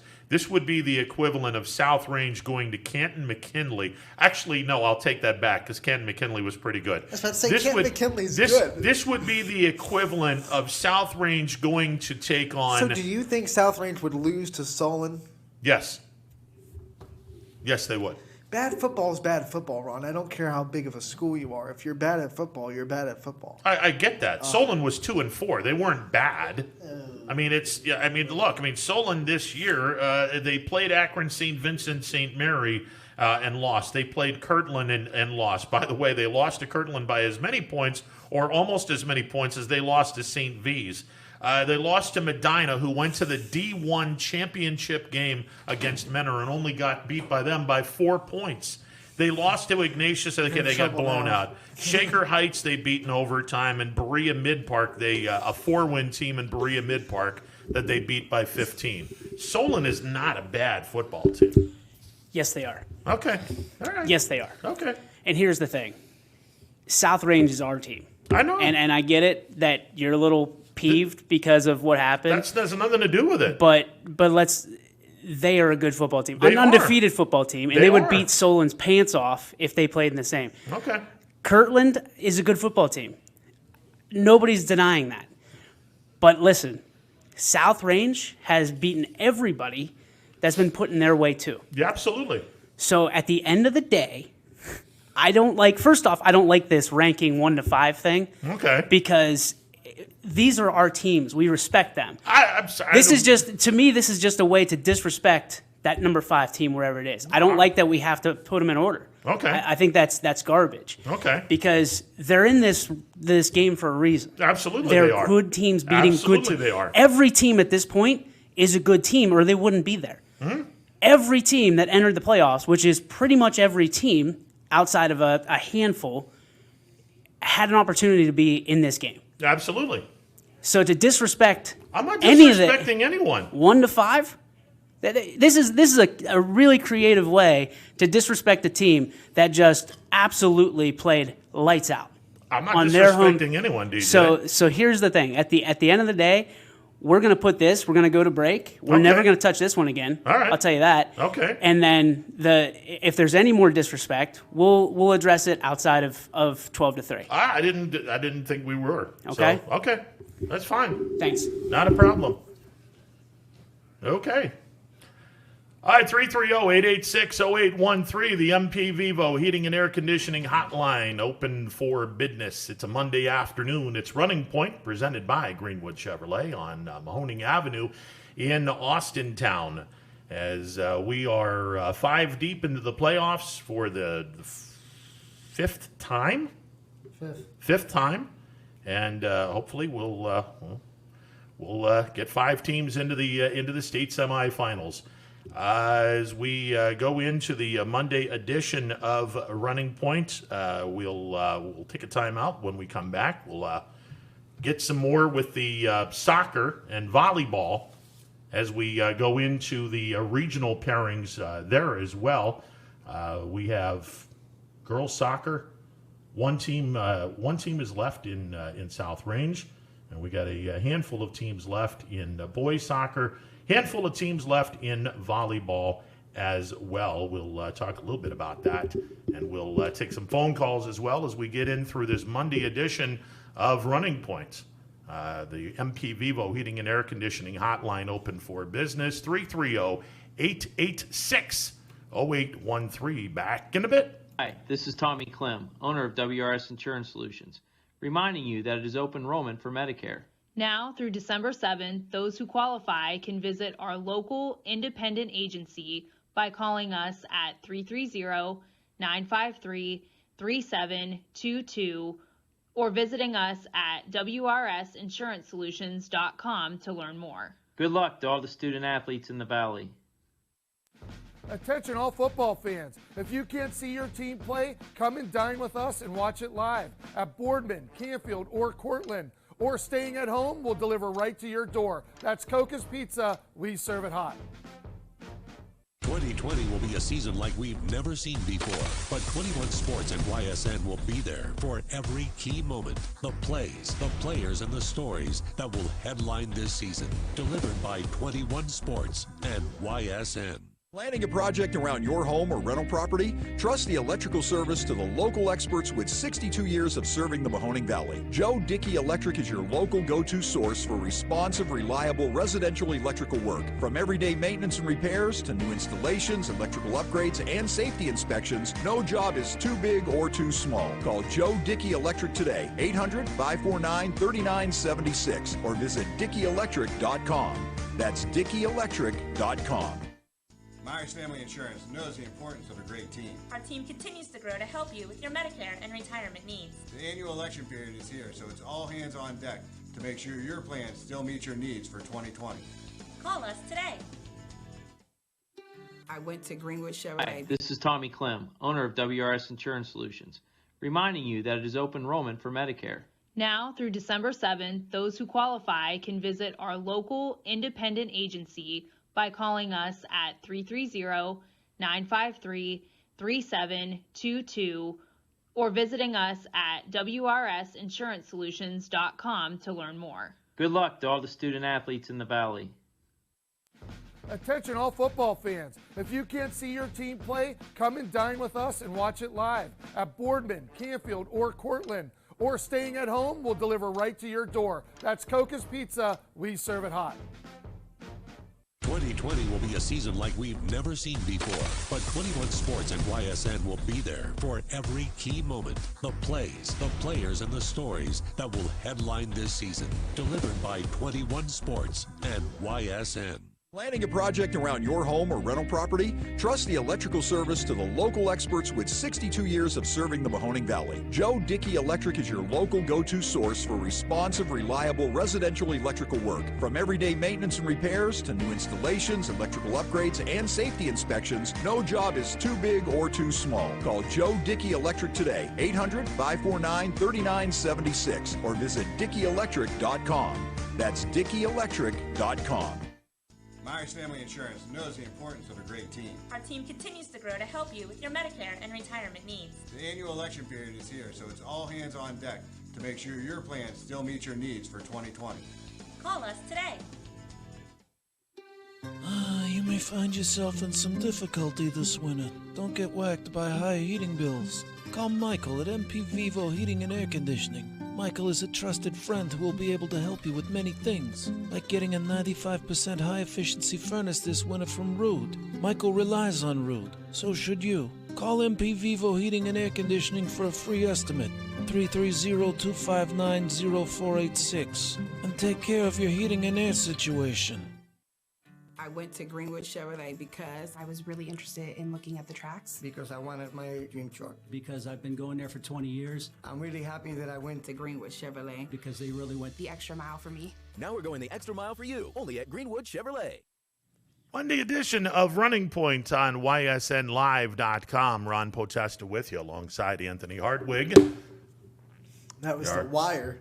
Was that The Wire? Yeah, all right. Clipped it. Oh, there you go. All right, MP These Vivo. mics pick up everything. Yeah, well, I know. I'm telling you. I put like my can of pop down. It sounds like I'm Godzilla thundering through Tokyo. Well, when you put the phone down, it's the same way. 330-886-0813, the MP Vivo Heating and Air Conditioning hotline, open for business. With you till 3 o'clock, at which time we'll have, it's doing that. Power Hour will be coming up at 3 o'clock, and we'll go from there. As Running Point brought to you by Greenwood Chevrolet on Mahoning Avenue in Austintown. MP Vivo Heating and Air Conditioning hotline open for business at 330-886-0813. Let's see. Tomorrow we will have a regional semifinal in Division III in girls soccer, as South Range will be taking on Berkshire.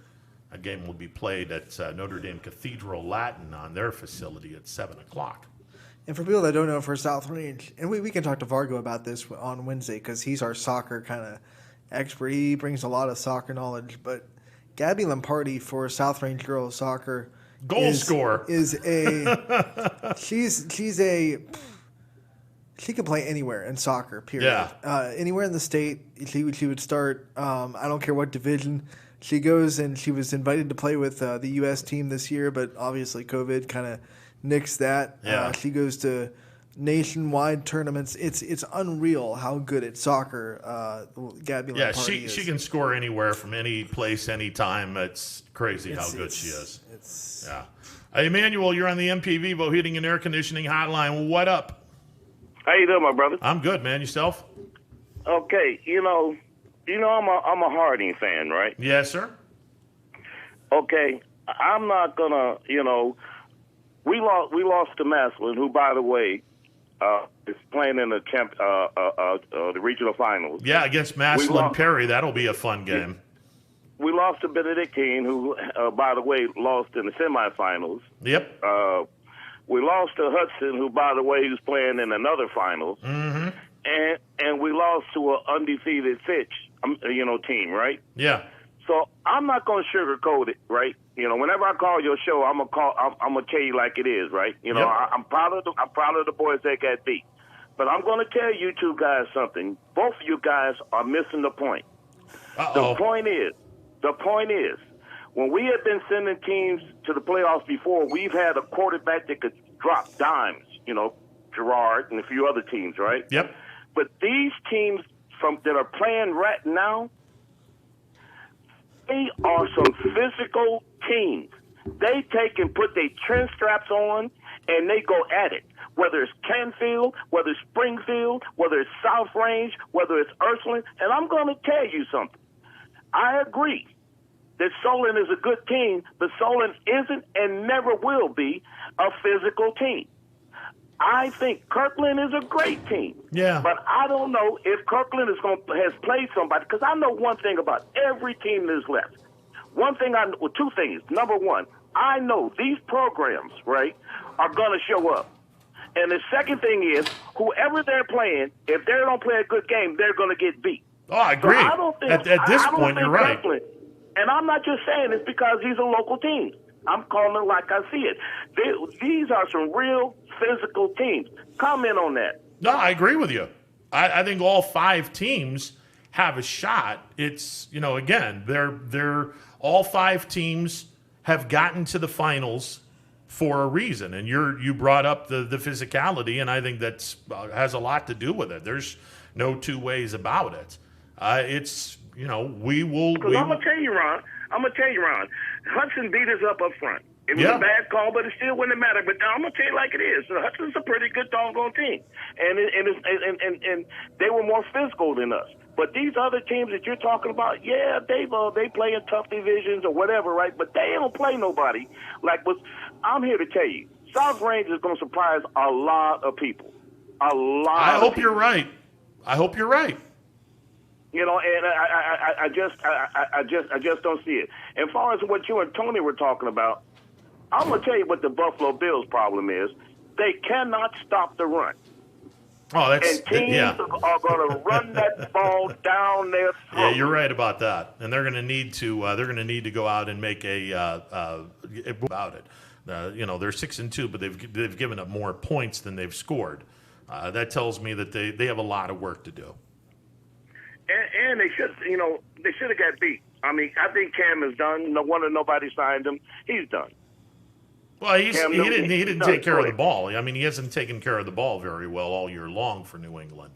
So that's going to be tough. It wasn't a good match when they signed him because he doesn't play the kind of football that New England plays. So it wasn't a good match. Well, I tell everybody the thing that makes Tom Brady so great. The way he controls he handles the ball. He doesn't throw interceptions. He doesn't fumble the ball. His ball security is top. I don't know if I've ever seen any other quarterback that had the ball security. I've seen people with better arms, right, more mobile. But as far as ball security, TB12 doesn't make those problems. Yeah, he makes few mistakes. You're right. He makes very few mistakes. And I'm gonna tell you, as far as mistakes go, I'm not happy about now. Pittsburgh is undefeated, But these last 2 weeks, I'm not liking it because, I mean, it's like Ben has an allergic reaction to a field goal. Geez, you're in the red zone, man. You don't have to throw an interception. We can't kick a field goal. And Tennessee could have beat us. We could have got beat yesterday. I mean, we're hanging on, and we're going to see Baltimore again. And I don't know if we're going to beat Baltimore the next time we play them. We're probably going to see them 2 more times. But we have a two-game lead on them, but I don't know. I think. What do you think about Pittsburgh? Do you think they're the class of the AFC? Well, they're undefeated. I mean, you know, they've gone up against 2 pretty decent teams. Although Tennessee, they got beat by Cincinnati over the weekend, and that loss to Pittsburgh might have had something to do with it. But no, I think Pittsburgh's in good shape. Now, do I think they're the best team in the AFC? I don't know if they would still be unbeaten if they played Kansas City. I think Kansas City would be a team that would match up very well against them. I know my Bills wouldn't because Buffalo can't stop the run, like you said. They're going to need to have a little bit of help. But no, Pittsburgh's in very good shape. Yeah, and who do you think is the class of the NFC? I was beginning with I like Seattle, but I was beginning ready to make Green Bay 1A, but because I don't bet against Aaron Rodgers. What do you think? Well, I think Green Bay is good, but I think their defense is right now holding them back, and I think Seattle, Tampa Bay. There are 2 teams in the NFC that are pretty solid. You look at those 2. Seattle has a terrible defense, one of the worst in NFL history, as far as how much they give up. And Tampa Bay has a pretty good defense. Excuse me. No, there's no defense worse than the Dallas Cowboys. No way. Statistically, Seattle's is worse. Yeah. I mean, and they may not look at it, but I mean, you dive into the numbers and Seattle's defense and what they've been giving up this year is. Yeah, they give up a ton of points. It's brutal. There's no 2 ways about that. And Tampa Bay doesn't. No, Tampa Bay's got a solid defense this year. Well, does AB make them a better team, or does he take away from the team? He'll be back this week. If he's straight, he will. If he's not a toxin to the locker room, but can you trust AB not to be? I don't know. Well, he's been living with Tom Brady. I didn't know that. That's a good thing. Yeah. Look, I mean, if Antonio Brown is on point and he and Tom Brady, if Tom Brady can basically make sure that AB doesn't screw up, Tampa Bay should be a fun team to watch. And the last thing, we haven't talked about it, but I think Clemson is taking a mulligan this weekend against Notre Dame, and they're hoping to beat them in the championship game. What do you think? Well, they're not taking a mulligan. They have to have Lawrence sit because it's a rule that was put forth by the folks that made sure that the college football started going. They had parameters in which everyone's going to have to be on board with these. So Lawrence can't play on Saturday. Now, does it hurt them? I don't know. I mean, it probably will. I hope Notre Dame is able to win. My only thing with Clemson is, and whoever loses this game, whether it be Notre Dame or Clemson, whoever loses this game, there's no guarantee you're going to finish in second place in that division. First of all, the University of Miami only has 1 loss. Now, North Carolina did lose to Virginia, but still, I mean, there's no guarantees that a 1-loss team would finish in second place. I mean, not to my knowledge, there isn't. Well, Clemson also holds the tiebreaker with Miami. They do hold the tiebreaker against the you. If Clemson loses, they're pretty much as close to a lock as you can be. Yeah, unless someone were to knock them off again. Right. So I don't know if it's going to. I don't know if there's going to be a rematch. I would hope that there is. If Notre Dame loses that matchup later in the season, because they do have Miami later, right? Yeah, they're not playing Miami this year. Okay. Yeah, they're playing Boston College, North Carolina, a couple of other teams. So I'll be curious to see what happens. I was talking BCS there because if Notre Dame loses to a second string quarterback, then they'll put Georgia ahead of them, and because right now Notre Dame's in one of the top 4 within the BCS. But if they lose to a second-string quarterback, I think a SEC team will get two of them in there. You might be right. Although there's a team in Ohio, not named Ohio State, that's making a pretty good case to be one of those teams. What did you say? It's going to be Ohio's team, remember? Yeah, Cincinnati. Remember? Yeah. We said that. But before Ohio State and the Big Ten got it going, Anthony and I said these guys should say they're Ohio's team. Why not? Well, all I know is this: what's Cincinnati starting five? Because they're a basketball school. You guys have a good day. Okay, All right, man. Later, man. See ya. 330-886-0813. That's. I'll be curious. Be curious to see what happens there. But I mean, I know Cincinnati's in a mid-major. They're 7th right now, right? They're 7th in the I think country. they're 5th. Whatever. Yeah. I mean, they're right up there. they're playing well. No, they're right up there. I mean, it's. They got the Memphis Monkey off their back finally. Yeah, absolutely they did. So that was a big hurdle for Ran them. right off the field. How about Coastal Carolina? Yeah, that's. Chanticleers. Yeah. Out of Canterbury Tales. It's a rooster. It's a rooster. But it's out of the Canterbury Tales from the medieval. It's a rooster. Mhm. Interesting. All right. Okay. That's What do they? I'm not even. I have no words. I don't know where to go with that one. We're just gonna let that one go, I guess. Okay. So we made mention tomorrow night. South Range is playing Berkshire in girls soccer. That game will be played at Notre Dame Cathedral Latin at 7 o'clock. Wednesday, D2 regional semifinals. Howland is going to be at Bay Village Bay. Mm-hmm. Both of these teams were 1 seeds.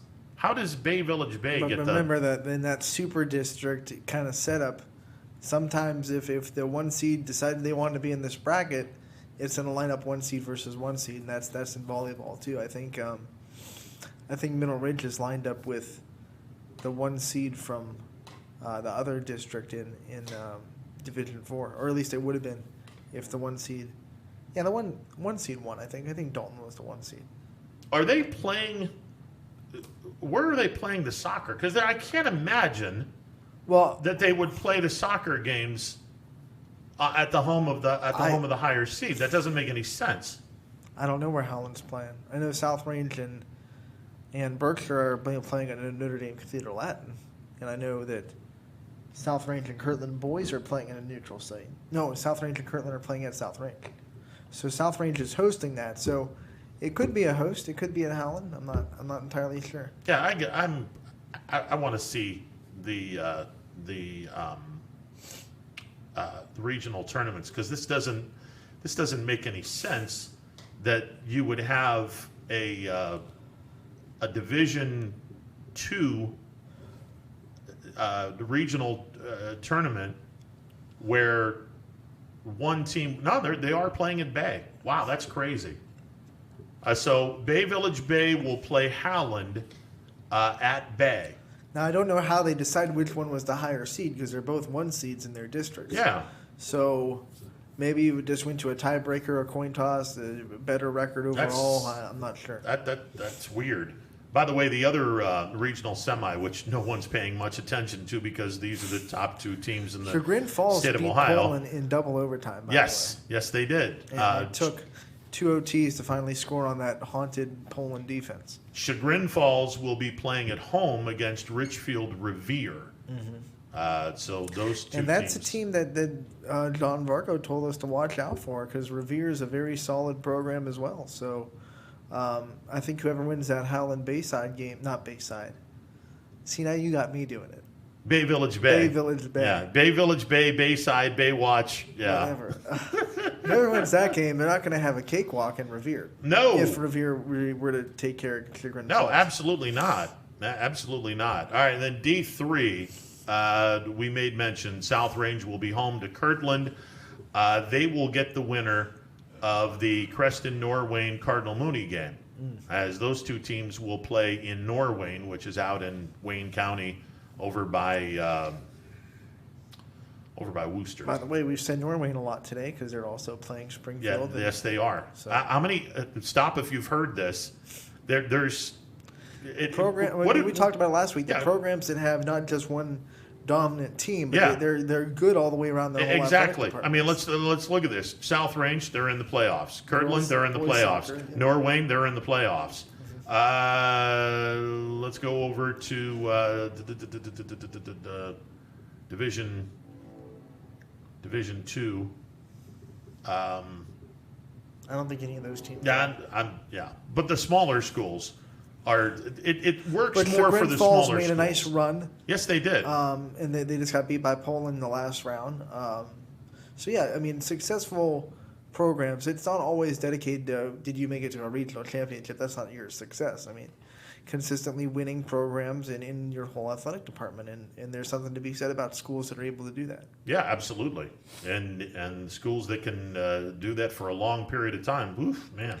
And it comes from great support from the athletic department across the whole spectrum of athletics. Because there are some schools that just kind of put the other sports off to the side, and you can tell that they're kind of neglected, and that's why they're not having a very good time as far as wins and losses. So the athletic departments that make sure to spread the wealth a little bit and make sure that all the programs are taken care of usually are the ones that have strong athletic departments on the whole. So yeah. Props to the athletic directors and the people in the boosters and the whole athletic department for making sure that all the programs in the school get what they need to succeed. Yeah, and the other part, again, especially when you're in a smaller school, it's not like you have and the communities too. I mean, the community support means a lot. Yeah, but it's not like you have an opportunity to grab, these.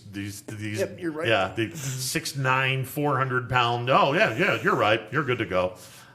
No, it doesn't work that way. Especially if you're a closed enrollment school. That's even more bigger props. So it'll be fun. It'll be an awful lot of fun as we go into a regional championship week and then into the state semifinals. And we're 2 weeks away from a state championship game down in Columbus. 3 weeks away for D2 through D7. So there you go. All right, let's get back to the phone lines. You're on the MP Vivo Heating and Air Conditioning Hotline. What up? Real quick, Howland is playing at Bay Village. Yes, they are playing at Bay. Yeah, I saw that. Okay. I looked at that and I was like, why would they play at Bay? But apparently that's what's going on. The only justification for that would be the state ranking, and that's not an AP ranking. It's a coach's ranking. Yep. I'm sorry, go ahead. No, you're right. Yeah, one versus two, so you're right. Yeah, but the sad thing is it's a 1A and 1B is what it is, because I think the points were like 144 to 140 or something. Yeah, no, it was ridiculously. Honestly, I would have loved to have, and I think this is something that you probably want to, hopefully people will want to address, because you have two supersized regions. So you have, number ones and all over the place. But if you're in that scenario, you should be, okay, there's a pretty good chance we're going to have Bay Village Bay and Howland winning these two supersized regions. Why would we want these two teams to play each other? Let's have one of them play someone else and have Howland play the other team. That's interesting. I guess the only justification would be that coach's ranking, but there is something interesting. Max Prep, who does a ranking also, has Howland ranked as the third best team in the state, regardless of size. I think it's Ignatius in there, Medina's in there. Okay. And they have Bay Village ranked 9th. Wow. So, yeah. Well, it'll be a fun game. I know that. Wednesday will be fun, and again, unfortunately, we mentioned this so many times in football, but it needs to be mentioned in all sports. It's a damn shame that you're not able to have as many people into the stands as possible, because that particular game would draw a capacity crowd and then some. Yeah. We'll see how it plays out. But, hey, Howland's got, and I don't know about soccer, Anthony, you're a soccer guy, 16 shutouts this year? That seems impressive to me. Yeah, well, their goalie must be pretty damn good, and their defense in front of them must be pretty good. 5 goals against them the whole season. Damn. Bill Allen Tigers. They have that's electro. And not Anthony, but Emmanuel, I love you, my friend. But I think Ron and I are both not delusional about our chances of the Bills winning a Super Bowl this year. No. I'll be happy if they get one playoff win. Yeah. Have a good day, guys. See ya. Yeah, I'll be happy if they get one playoff win. I'm not going to be greedy on this one because I'm looking at that defense. I'm like, another good reason why Howland doesn't have a lot of goals scored on him is because they control the ball really well. Other teams don't get a lot of shots on goal. Yeah. Because the Howland's just really good at ball control. They're making sure that they're always on the attack, on the other end of the field. So that goes into it too. No, absolutely it does. You have to play on the other end of the field, and if you're able to, make sure that your goalie is able to see the ball clearly and not have a lot of traffic, that's another big thing. And the defenders do a pretty nice job. They do a real nice job. So this is one of those games again. If people were allowed. We have another chance for an all-YSN regional championship in Division III with Mooney and South Range playing on opposite sides of that region. That would be fun. That would be fantastic. And I don't think that's out of the realm of possibilities. I mean, South Range boys have been playing really well, and Mooney, we've been following them, and they've been playing really well too. So I mean, if they Who meet was the each higher other, seed? I think Mooney was a higher seed because I think South Range was a 2. Now I got to look at this. 2 or 3? I don't remember. I don't know if they just let the higher seed host in the regional championship. Apparently, that's how they're going to be doing this. Might be playing it at Farmers Market Field? Farmers National Bank Field. National Bank Field. Yeah. Apparently, they're doing this. So it surprised me when I saw that volleyball kept their regional sites and they were still going to have 4 teams in one site for one night, because they didn't want to do that for districts, but now it's okay to do it for regionals. I mean, they're going to have at Uniontown Lake, they're going to have Mineral Ridge play, and they're going to have Wellsville play, and I assume they're going to empty the gym and sanitize everything and then let everyone back in. Yeah. But I don't know if Uniontown Lake or Barberton are alive in anything like cross country or soccer or whatever it may be. But if I was playing sports at all, I wouldn't want 4 teams to be coming into my gym. That's a little bit too many variables for what we're going on. But apparently everyone okayed it. I mean, I know Barberton's been a site for a long time, and they obviously enjoy hosting it, and Uniontown Lake the same thing. But I was kind of surprised that the regional semifinals were going to be held in the regional spots. Sure. Well, the one thing, and Dana made the announcement that you're going to have the state championship games played on Friday, Saturday, and Sunday in football. Two games I got a a day. serious problem with that for Sunday. That's just. Well, he also made the point that squeezing 3 games into a day, and one of the reasons they didn't play on Sunday before was just simply because the Hall of Fame didn't want people taken away from going into the Hall of Fame. So now that you don't have that, maybe it's just a little bit easier to just say 2 games a day, and sanitation's a little bit easier. You don't have to have all the teams there in this short amount of time. And I don't know. I think in this circumstances, I don't think we can be picky. We just have to be okay with what we get. Yeah, I mean, you could do 11, 3, and 7 in your 3 games, and you have plenty of time. The game takes about 2 hours. The trophy presentation is going to take it'll be about 3 hours between the game and the trophy presentation. And then that gives you some time to sanitize some stuff. It was interesting because we were at the district championships, and at least the one I was at, Mineral Ridge, their trophy presentation was a lot condensed. They did not want a lengthy, because they don't want people lingering in the gym. Oh, no, absolutely not. So they had a very condensed trophy presentation opposed to what they're used to doing. Yeah. They just kind of gave the coaches the medals, and the coaches gave out the medals to the players. and then they had the captains come on and get their trophy. I mean, it wasn't like they usually do where everyone's announced. Yeah. And they take time for applause, and here's your take pictures. It was really boom, boom, boom, boom, boom, boom, boom, let's get out of here. So trophy presentations might be a lot shorter than normal, even in football. Well, I mean, they don't even give out little trophies to everyone. Do they give medals to players? I don't think they do. I'm almost positive they don't. All they do is just give out the trophy. Okay, I didn't know.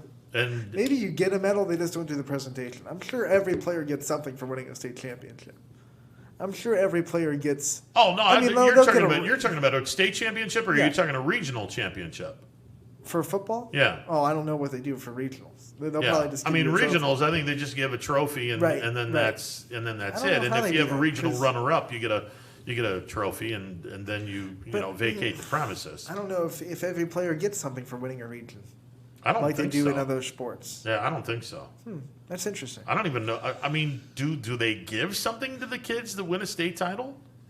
Well, I mean, I don't know if the state gives something. I know the schools will give you a ring or whatever. But, But I don't know. I don't know if you get a medal like volleyball and soccer and basketball. You're presented with your medal for winning a district or whatever. I don't know if they do that for football.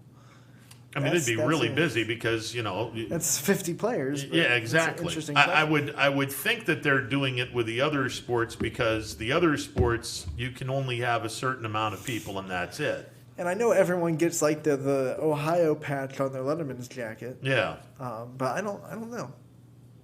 Huh. That's an interesting question, though. Well, I mean, just give the trophy to the winning team. Right. First of all, you got to give the trophy to the team that finished runner-up first. And then they have to stick around and watch the team that they just lost to give the championship trophy. That sucks. Stinks. Yeah, and which team and which of the teams are going to be like, okay, we got our trophy, let's get out of here now. Nobody does that. That brought up a story. Last year at the volleyball district championships, Crestview beat South Range, and they did that. South Range was upset; they got their medals, and then they hear Crestview get announced. Yeah. Coach Hauer, which I've never seen a coach in basketball or volleyball do this, she was announced. He gave her trophy to the team, walked over to South Range, and individually shook everyone's hand and gave them. Oh, that's cool. That just to me that superior class because she knows what's going on. She's been in that position too, losing a district championship, and to just go and do that real quick for the other team, that showed some. Superior class. No, that was cool. That's very cool. Especially if you're going up against a team that you know. Familiar foe. Yeah, exactly. The respect at that level, and it was cool because, like you said, you don't want to sit there and just watch the other team celebrate. So it was just one of those moments that you go, "This is why we love local sports because there's so much of a mutual respect." Absolutely. I wish we had an all-local matchup in a regional finals. We might get some in the next round though. Well, for the volleyball and the soccer. Volleyball and soccer. We're not going to get any more for football, which, unfortunate. It's hard to get a regional, local regional final. I mean, usually because you're matched up with each other in the semis. You don't really. Yeah, you have to be. We had a chance in Division 7, but that's only. It's the only division we even had a chance in, really. Yeah, exactly. I mean, you have to have two really good teams. And then they number have to one, be placed in the right spots. Exactly. One would have to be. Because I think if Poland and Ursuline were on the other side, they'd probably play each other now, if they lined up that way. Because, I don't know. I think Poland probably would have taken care of Minter Catholic. They've played more of that style, hard nosed. It matches up better for Poland. So if it was lined up right, it might have been a Poland Ursuline regional championship. You would have to be 1, 4, 5, or 8 in a normal playoff atmosphere.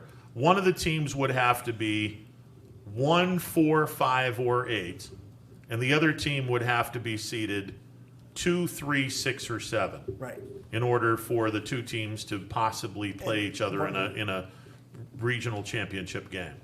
And unfortunately, we didn't have any of that this year. We've had opportunities in the past. Yeah, but we've never had. I don't want to say never. I don't know if we've ever had an all local regional championship game. It doesn't happen very often. I don't remember any to speak of, but then again, I wasn't around here for about 12 or 13 years. It was really weird just to see an all local like regional semifinal. Like Crestview South Range usually play each other first round. That's just how it usually ends up, or first or second round. Like to see those two go at it for a spot in the regional championship, that felt kind of weird. It was probably the biggest matchup in that series history.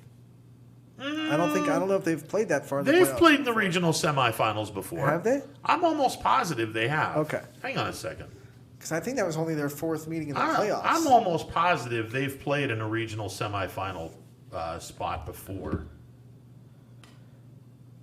Yeah, I'm almost positive that they were in the regional semifinals before.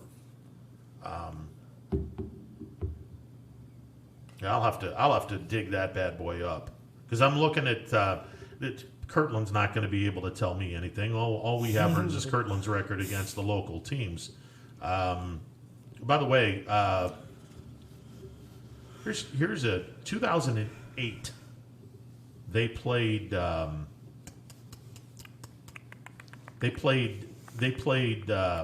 all local regional tournament in 2008. They were apparently the 3 seed.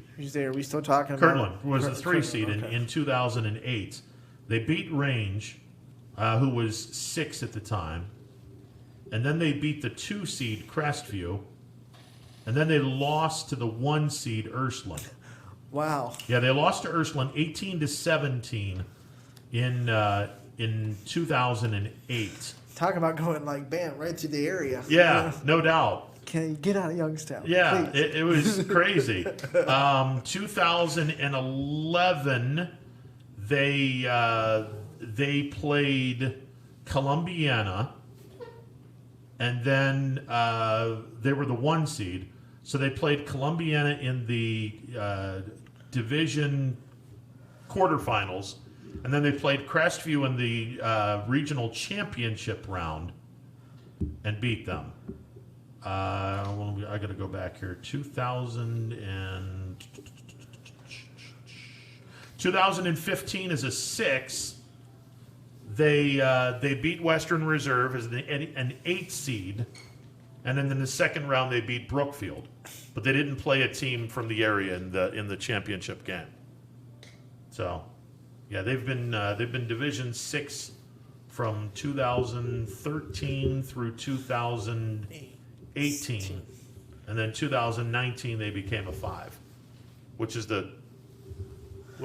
every 2 years they realign every 2 years. So this is the second year of this. So next year they'll realign, and if they're still Division 5, they'll be Division. Is it the even year or the odd year that they realign? Well, they realigned after 18, right? Because that's when they moved to Division 6. So it has to be the odd year.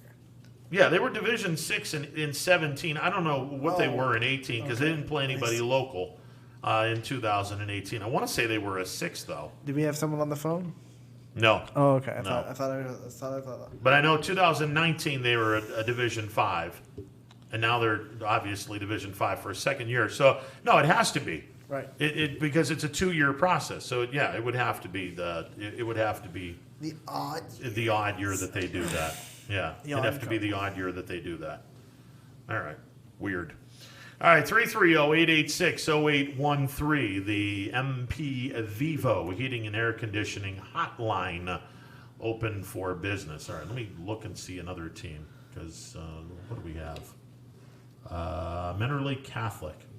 They have played. They've played a ton of area teams. They are 10-3 overall against the area. The last time Mentor Lake Catholic was beaten in the playoffs by an area team, 2005. Now, let me preface this by saying the last time other than this year that Mentor Lake Catholic played a local team was 2010. They were the 2 seed. Oh, well, then you can throw all those numbers out the window. Yeah, they were the 2 seed. Howland upset the 3 seed in 2010. And Mentor Lake Catholic beat Howland 24-7 in the second round of the D2 tournament, and now they're Division 4. So they have dropped a little bit. Yeah, they've lost to Mooney as a D2 team in '82. They got beat by Mooney. We're going really back in the Yeah, history. oh yeah. And they lost in double overtime to Mooney 8 years later as a D3 school. And the third loss was against Liberty in 2005 as a D3 school. They were the top seed. Liberty was the 5. They had upset the 4, and the Leopards upset Mentor Lake Catholic in the second round of the Division 3 Region 9 tournament. Go Leps. Yeah, so that was Mentor Lake Catholic. Their history with this area. Chardon has had a very brief history. Well, yeah, with this area. They've never played Canfield before. No, they've never played Canfield. In '98, they were in the D2 tournament, taking on number 8 East Liverpool. Actually, number 3 East Liverpool. This had to have been in the regional championship game. In '98, they beat the Potters 31-6. They beat Howland in 2012 as a 4 seed in the first round. They upended Howland 42-16. Harding beat Chardon in 2016. Harding was the 3 seed in the second round of the tournament in the semifinals in 2016. Harding beat Chardon 49-31. And then in 2020, obviously, Chardon's already played one opponent in Division 3. They beat Howland 49-14. So they are 3-1, and they've never played Canfield in the postseason. Interesting. And let's see, might as well go to Creston Norwayne. Norwayne overall is 8-1 against the area. Their lone loss came in 2010 as a 5 seed in the second round of the 2010 Division 5 playoffs. They lost to Ursuline 42-0. Ooh, that's not. Yeah. That's the years where Ursuline was ungodly. Oh yeah. They were. So. This was their unbelievable stretch of craziness. 2011, they dropped down to Division 4 and beat Brookfield, and then beat top-seeded Girard. And 2017, this was Andy Hake's. This might have been Andy Hake's best team, or one of his best teams in Western Reserve. This was the second round of the 2017 D6 tournament.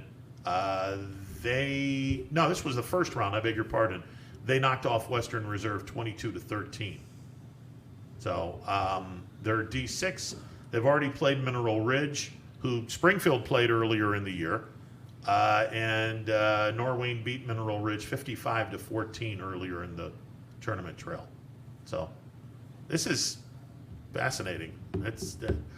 Look, every single team is going to be playing some damn good opponents, and we made mention of the teams that are left outside of our regions. Buckle your seatbelts. Yours is already buckled. Yeah. Click it or ticket, yeah, boys. There you go. It's going to be a lot of fun. A lot of fun. It goes without saying. It'll be a lot of fun. All right, 330-886-0813. Take a time out. Be back with more. Stick around. It's a Monday edition of Running Point presented by Greenwood Chevrolet on Mahoning Avenue in Austintown. Back in a bit. Baird Brothers remains your source for fine hardwood products. For the time being, we're open for customer pickup only on weekdays, 9 a.m. to 4 p.m. and Saturday from 9 a.m. till noon. Place your order online at BairdBrothers.com. Baird Brothers, for the place you love. Quality, customer service, and integrity. Those are the 4 words that have driven our success since 1957 at Joe Dickey Electric. Joe Dickey Electric is one Mahoning Valley landmark business that stays current with the requirements of our customers. Family owned and managed, we are an electrical contractor and energy solutions provider. Every member of our team adds to his or her skill set through ongoing training. Residential, commercial, industrial, automotive, and more.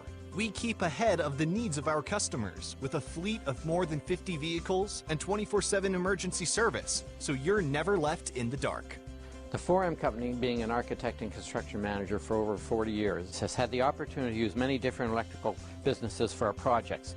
The depth, quality, and knowledge and attention to detail displayed by Dickey Electric makes them stand out above all the rest. For state-of-the-art expertise and a timeless commitment to our customers, contact Joe Dickey Electric.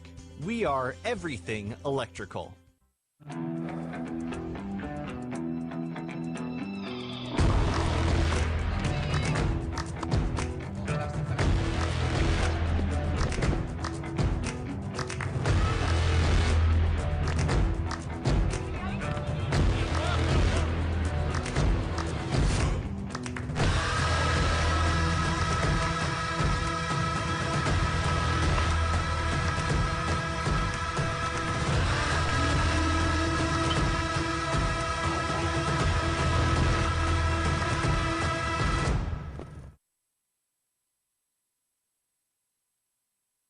Armstrong Local Programming has always delivered an exclusive and unique perspective on the very best events your region offers. High school sports, community events, parades, all your favorite shows from Armstrong are now calling the Neighborhood Channel their home.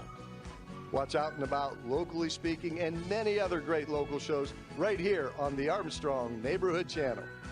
Find out everything that the Neighborhood Channel has to offer at ArmstrongNeighborhood.com. Spirit, town pride, local communities. Welcome to the neighborhood. Right now is a great time to get more for your trade-in at Tri-State Ford and drive home in a new or pre-owned vehicle. Choose from our great selection of new Ford models or pre-owned vehicles. Plus, get the Tri-State Ford Advantage, including a 10-year, 200,000-mile warranty and more. At Tri-State Ford, we'll pay you top dollar for your trade, but you don't have to purchase one of ours to sell us yours. Customer focused, community driven. Tri-State Ford East Liverpool or visit tristateford.net. Welcome back to a Monday edition of Running Points on ysnlive.com. Ron Potesta with you alongside Anthony Hartwig. Let's go to the MP Vivo Heating and Air Conditioning hotline. Ron, what's going on, brother? Hey, look here. Yes, sir. I told you I'm sitting in the middle of Lake Erie, but I'm quite sure no Cleveland Browns people called you today, right? Yeah, well, you know, they yeah. But still, now, even wait a minute. What about the baseball? Explain to me. Of my Cleveland baseball team, we got rid of Hand. The first baseman. What are they doing up there now? They're saving money. That's. I was wondering how they were going to go about this off season, and when they decided, okay, we're going to put Hand on waivers. Wow. That told me, okay, now you guys are essentially trying to save the $1 million that you owe Hand, and the way they would do that is if somebody picks up Brad Hand's $10 million option, then the Indians don't owe Brad Hand. So for a baseball team to do that was kind of the first. Hint that this was going to be a very cost-cutting off season for the Indians, and there's no where are we going to be at start of next season, bro? Well, there's no guarantee that Santana's going to leave Cleveland. They're just not giving him $17.5 million. Right. Santana may come back for a little bit cheaper of a contract.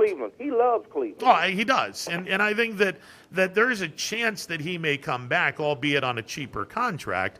I don't see Hand coming back. I don't see Cesar Hernandez coming back. Right. I think that this team is probably going to deal Lindor, and it wouldn't surprise me if the Mets get Lindor because they just got bought by a guy that wants to make an immediate splash for this baseball team. And well, if you go out and get one of the best shortstops in the game, you're going to put forth a pretty good splash. So I would think that Lindor will get traded in the offseason. And you know what? And you, like you say, one of the best. But you were not high on Lindor. You was not really high on. Well, Lindor has some. He has some holes in his game. And I thought about what you said, and I was watching carefully. You're right about that. Yeah, I mean, he's good. He's solid. There's no two ways about it. There's yeah, a couple other shortstops I'd rather have in the game. Not many, but there's a couple other shortstops that are a little bit better than Francisco is. But and this is going to be a different team. It's certainly going to be a team that's not going to be spending an awful lot of money. The payroll is going to be awfully low, and they'll still have some decent pitching. But I don't know about the everyday players. I mean, this is going to be a completely different Indians team. But I know, because you can look around the league and see some of the people who was there.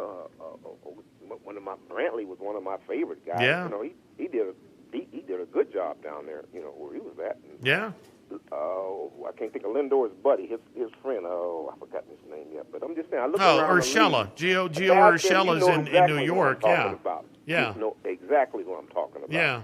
And I look at some of the other players around from our team, and they're playing, is what I'm saying. Yeah, no, I think this is just going to be an interesting 2021 campaign. There'll be a lot of kids on the team, a lot of kids that we didn't really get a chance to see that much of in 2020. They'll probably get a little bit more playing time in 2021. It's certainly not going to be the championship caliber team that the Indians have been known to field for the last few years. What we need in Cleveland, football-wise, I don't know, if you just didn't watch the highlights, if you didn't watch the game, come on now, where's the defense? No. Where's our linebackers at? Yeah, your back seven's not very good. If you can get a linebacker and a defensive back, that would go a long way. And see, it shows where we are at. And I'm a Browns fan, but I'm not a hater.